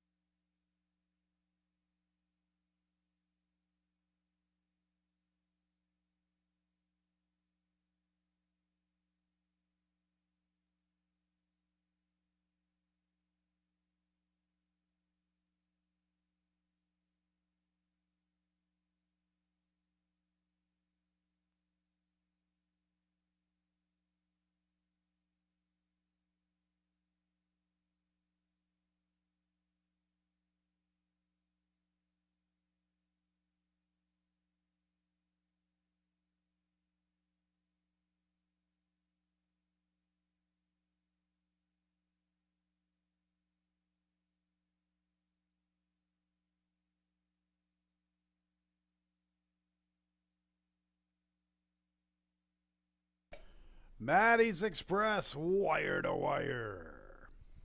He's a 6-year-old, a dark bear brown gelding by Admiral Kitten out of the dam Tady's Gold. Owned and trained by David Oyola, winning jockey Kevin Navarro. Ruman Stables, New York bred, Maddie's Express.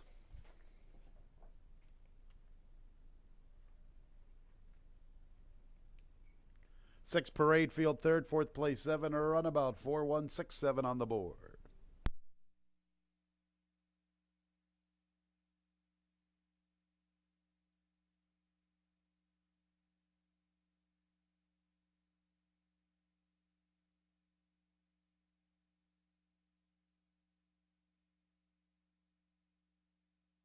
Race 7 is official. 4-1-6-7. The double 8-4, $33.20. 4-1 exacta, $35.40. 4-1-6 trifecta, $31.50. 10-cent super 4-1-6-7, $19.67. One more race to go on the Monday card. Scratch 1 Devious Mo, the nightcap in about 20 minutes at 3:46.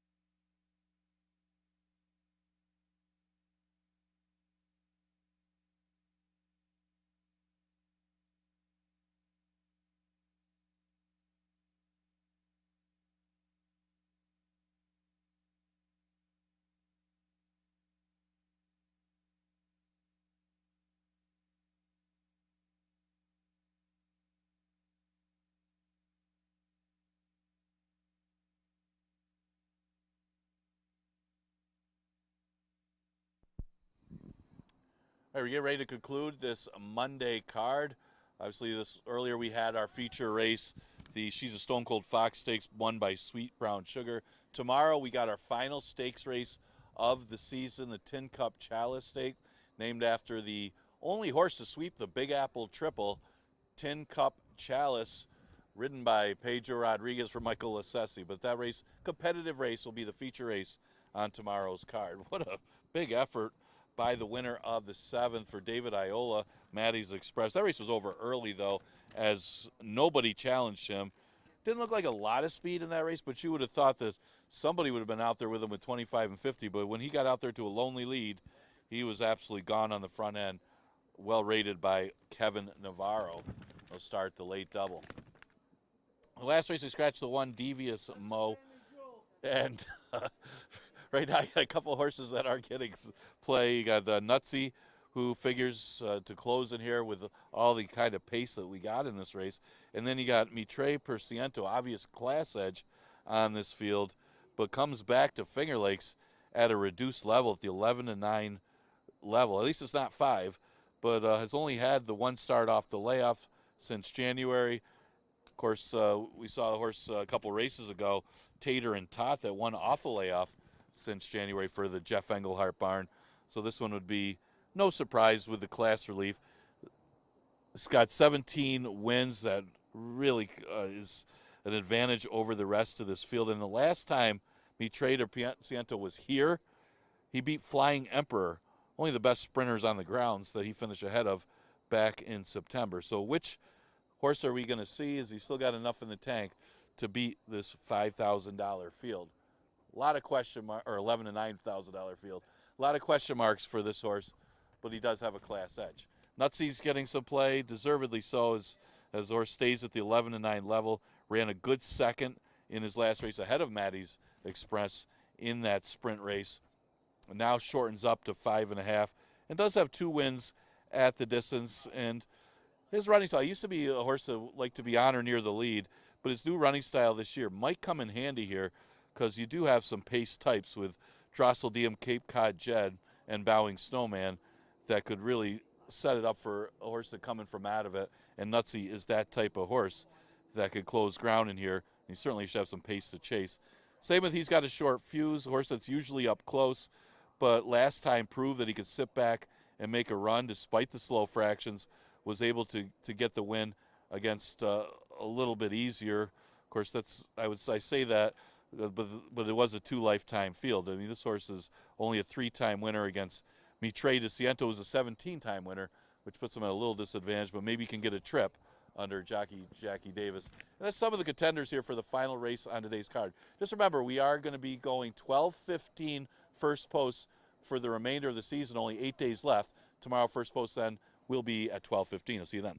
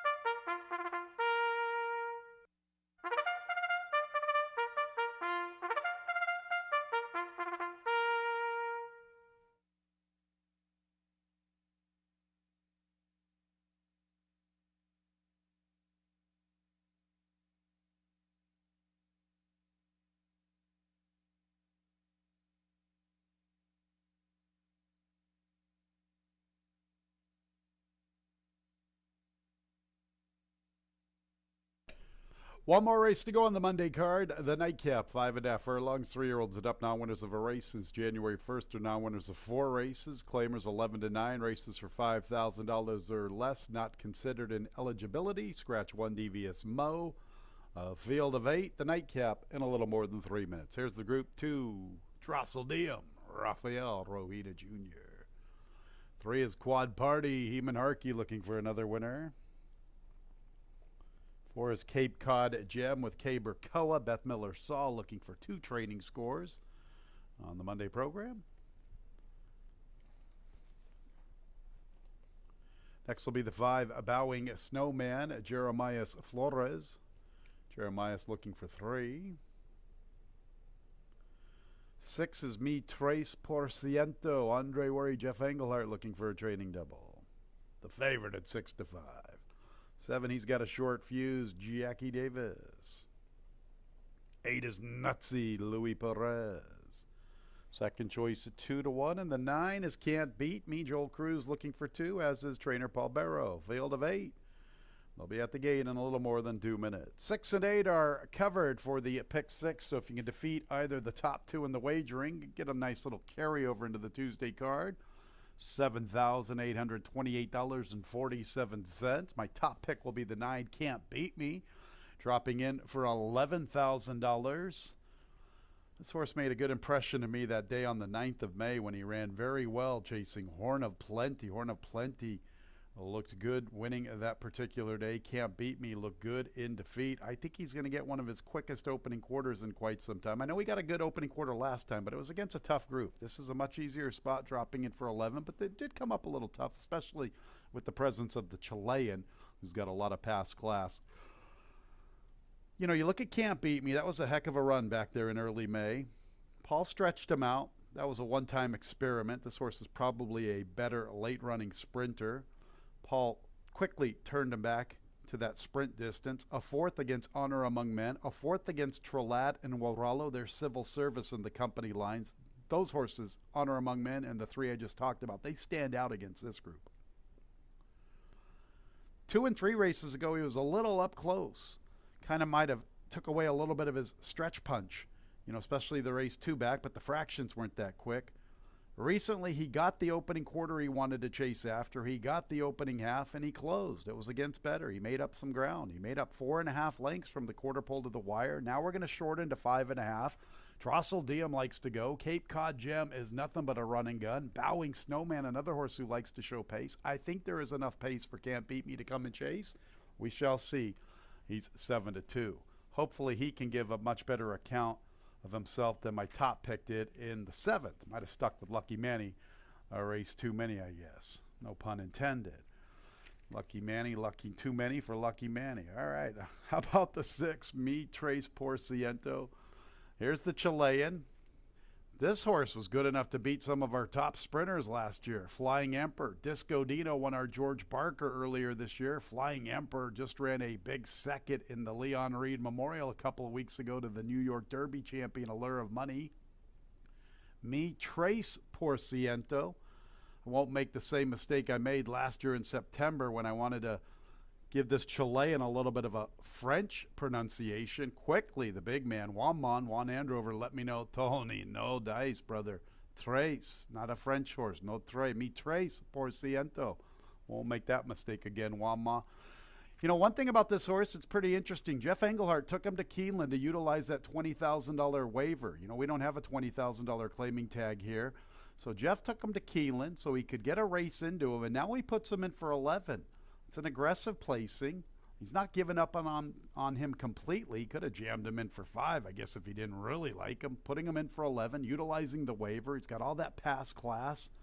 Probably the horse to beat. And he's 6 to 5, and rightfully so. But I'm going to take my chances with the 9. 8, Nutsy comes out of that affair. We just saw Maddie's Express look like a good thing winning the 7th. That's not to say Nutsy's going to look like a good thing winning here, but he definitely figures. He has passed class. His last 4 or 5 races have been solid. He's having a good 2023 kind of quietly. 6 out of his 10 races have resulted in top 3 finishes. He just was very competitive to double shot in a similar spot. I think this one's come up a little saltier. but he has good tactical speed, and he can stay close and make a good name for himself in deep stretch. He's one of the players. And then the 4, Cape Cod Gem. He definitely needed that race on the 18th of October. This is a legitimate run and gun type. He's probably the speed of the speed. If you look at some of his races from last year, this horse can go really, really quick. He has gone 22 and 22 and 1 on multiple occasions.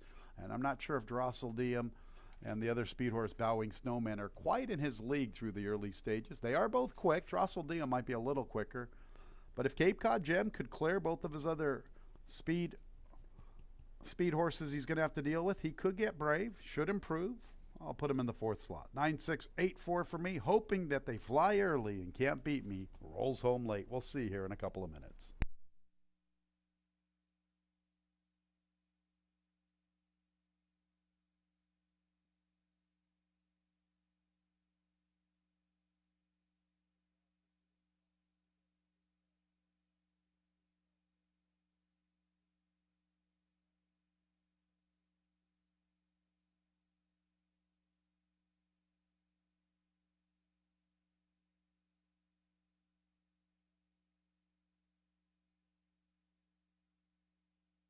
Nearing the gate.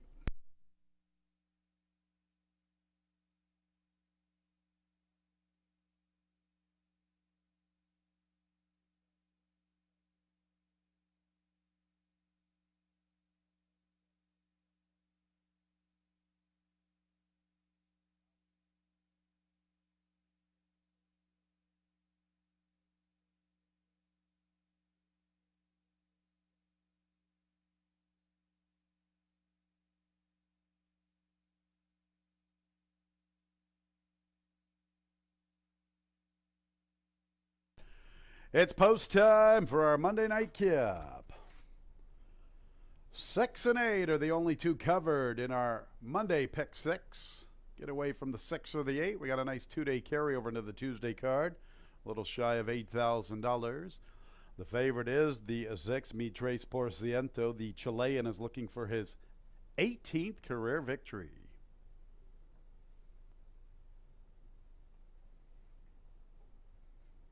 Working on Cape Cod Gem. Maybe that's why he's such a bona fide run and gun type. Didn't want any part of the starting gate. But now he's in his stall. Here comes Drossel Diem. Quad Party. Ed Schatzel and the Murph, Tim Murphy. Cape Cod Gem, the first one in. Beth Miller-Saul looking for a trading double. Here's Bowing Snowman. Jeremias Flores with a hot hand. He won our Monday Stakes race with Sweet Sugar Brown.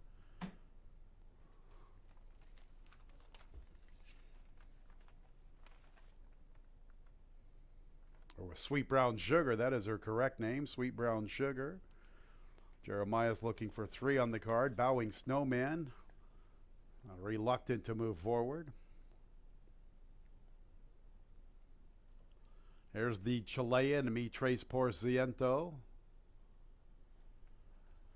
3 to load. He's got a short fuse. Nutsy. Nutsy for Victor and Nancy Salvato, getting a lot of tote support. And then Can't Beat Me to the outside. Ready for the nightcap. And there they go. Drossel Diem quickly away. Cape Cod Gem matching them. And these two hook up immediately. Bowing Snowman is currently 3rd. And racing with him, he's got a short fuse. Mi Tres por Ciento. Nutsy one from the outside. Can't Beat Me from the far outside. Mi Tres por Ciento in somewhat of a tight spot. At the tail is Quad Party. Drossel Diem's taking it right to Cape Cod Gem. They ensure a very good tempo heading into the far turn run. Build up nearly 5 lengths. Bowing Snowman. Here's Can't Beat Me with a very wide run. He's trying to make a move into 4th, covering Nutsy. He's got a short fuse, goes with them. The favorite, Mi Tres por Ciento, trying to sneak through an opening along the rail. And he has momentum at the quarter pole. Here comes the Chilean, Mi Tres por Ciento. Drossel Diem and Cape Cod Gem. Mi Tres por Ciento. Look at him. He's rolling into the seat. Up the rail comes Quad Party, but it's the Chilean Mitres Porciento who finds the front and quickly opens up. Look at this big run. How about Quad Party at a huge number getting up for second? Mitres Porciento in the nightcap. Clearly superior. Quad Party at 51-1 runs on late for second, then Can't Beat Me. And Drosseldium finished fourth for the Superfecta.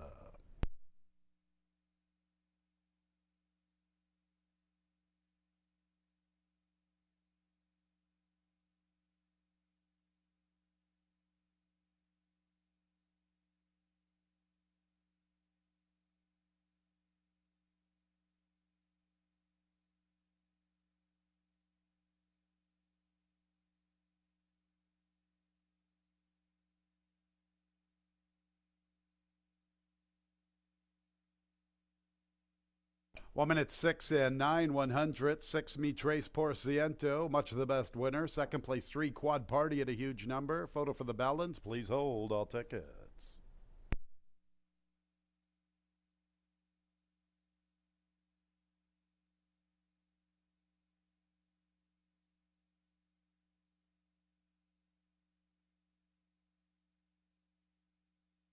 Nine Can't Beat Me checks in third. Fourth place 2 Drosseldium 6392 on the board.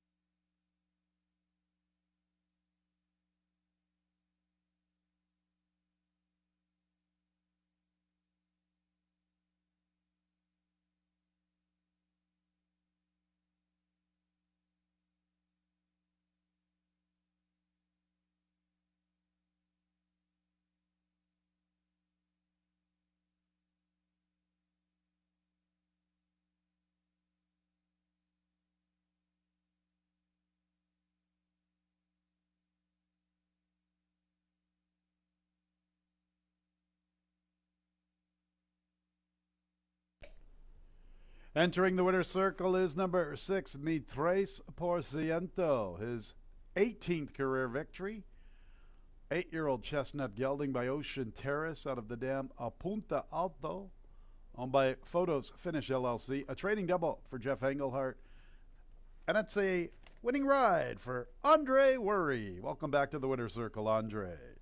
It's also another victory for Photos Finish on the Monday card.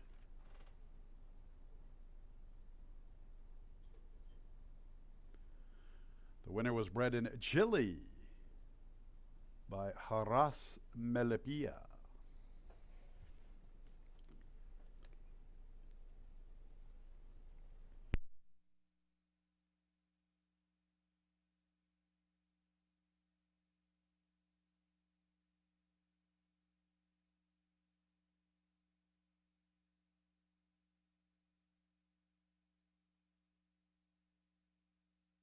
And race 8 is official. The nightcap is in the books officially. 6392. The double, the late double, 4-6, $14.80. 6-3 exacta, $146.50. 639 trifecta, $185.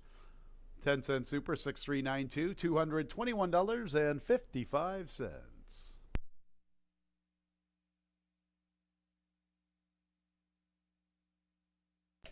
846 late pick 3, $21.37. 5846 our late pick 4 on the Monday card, $207. Monday's pick 5, 4 with 5 with 8 with 4 with 6, $370.50. And all 6 in the pick 6, $2,609. 5 out of 6, $31.75. 6 with 4 with 5 with 8 with 4 with 6, all 6, $2,609. 5 out of 6, $31.75. Back at it again tomorrow, 12:15 first post. Final 8 days here at Finger Lakes Gaming and Racetrack for the 2023 season. 12:15 first post. Sure hope you had a great Monday when leaving the track. Please drive very carefully. This has been Racing from Finger Lakes. Good night, everyone.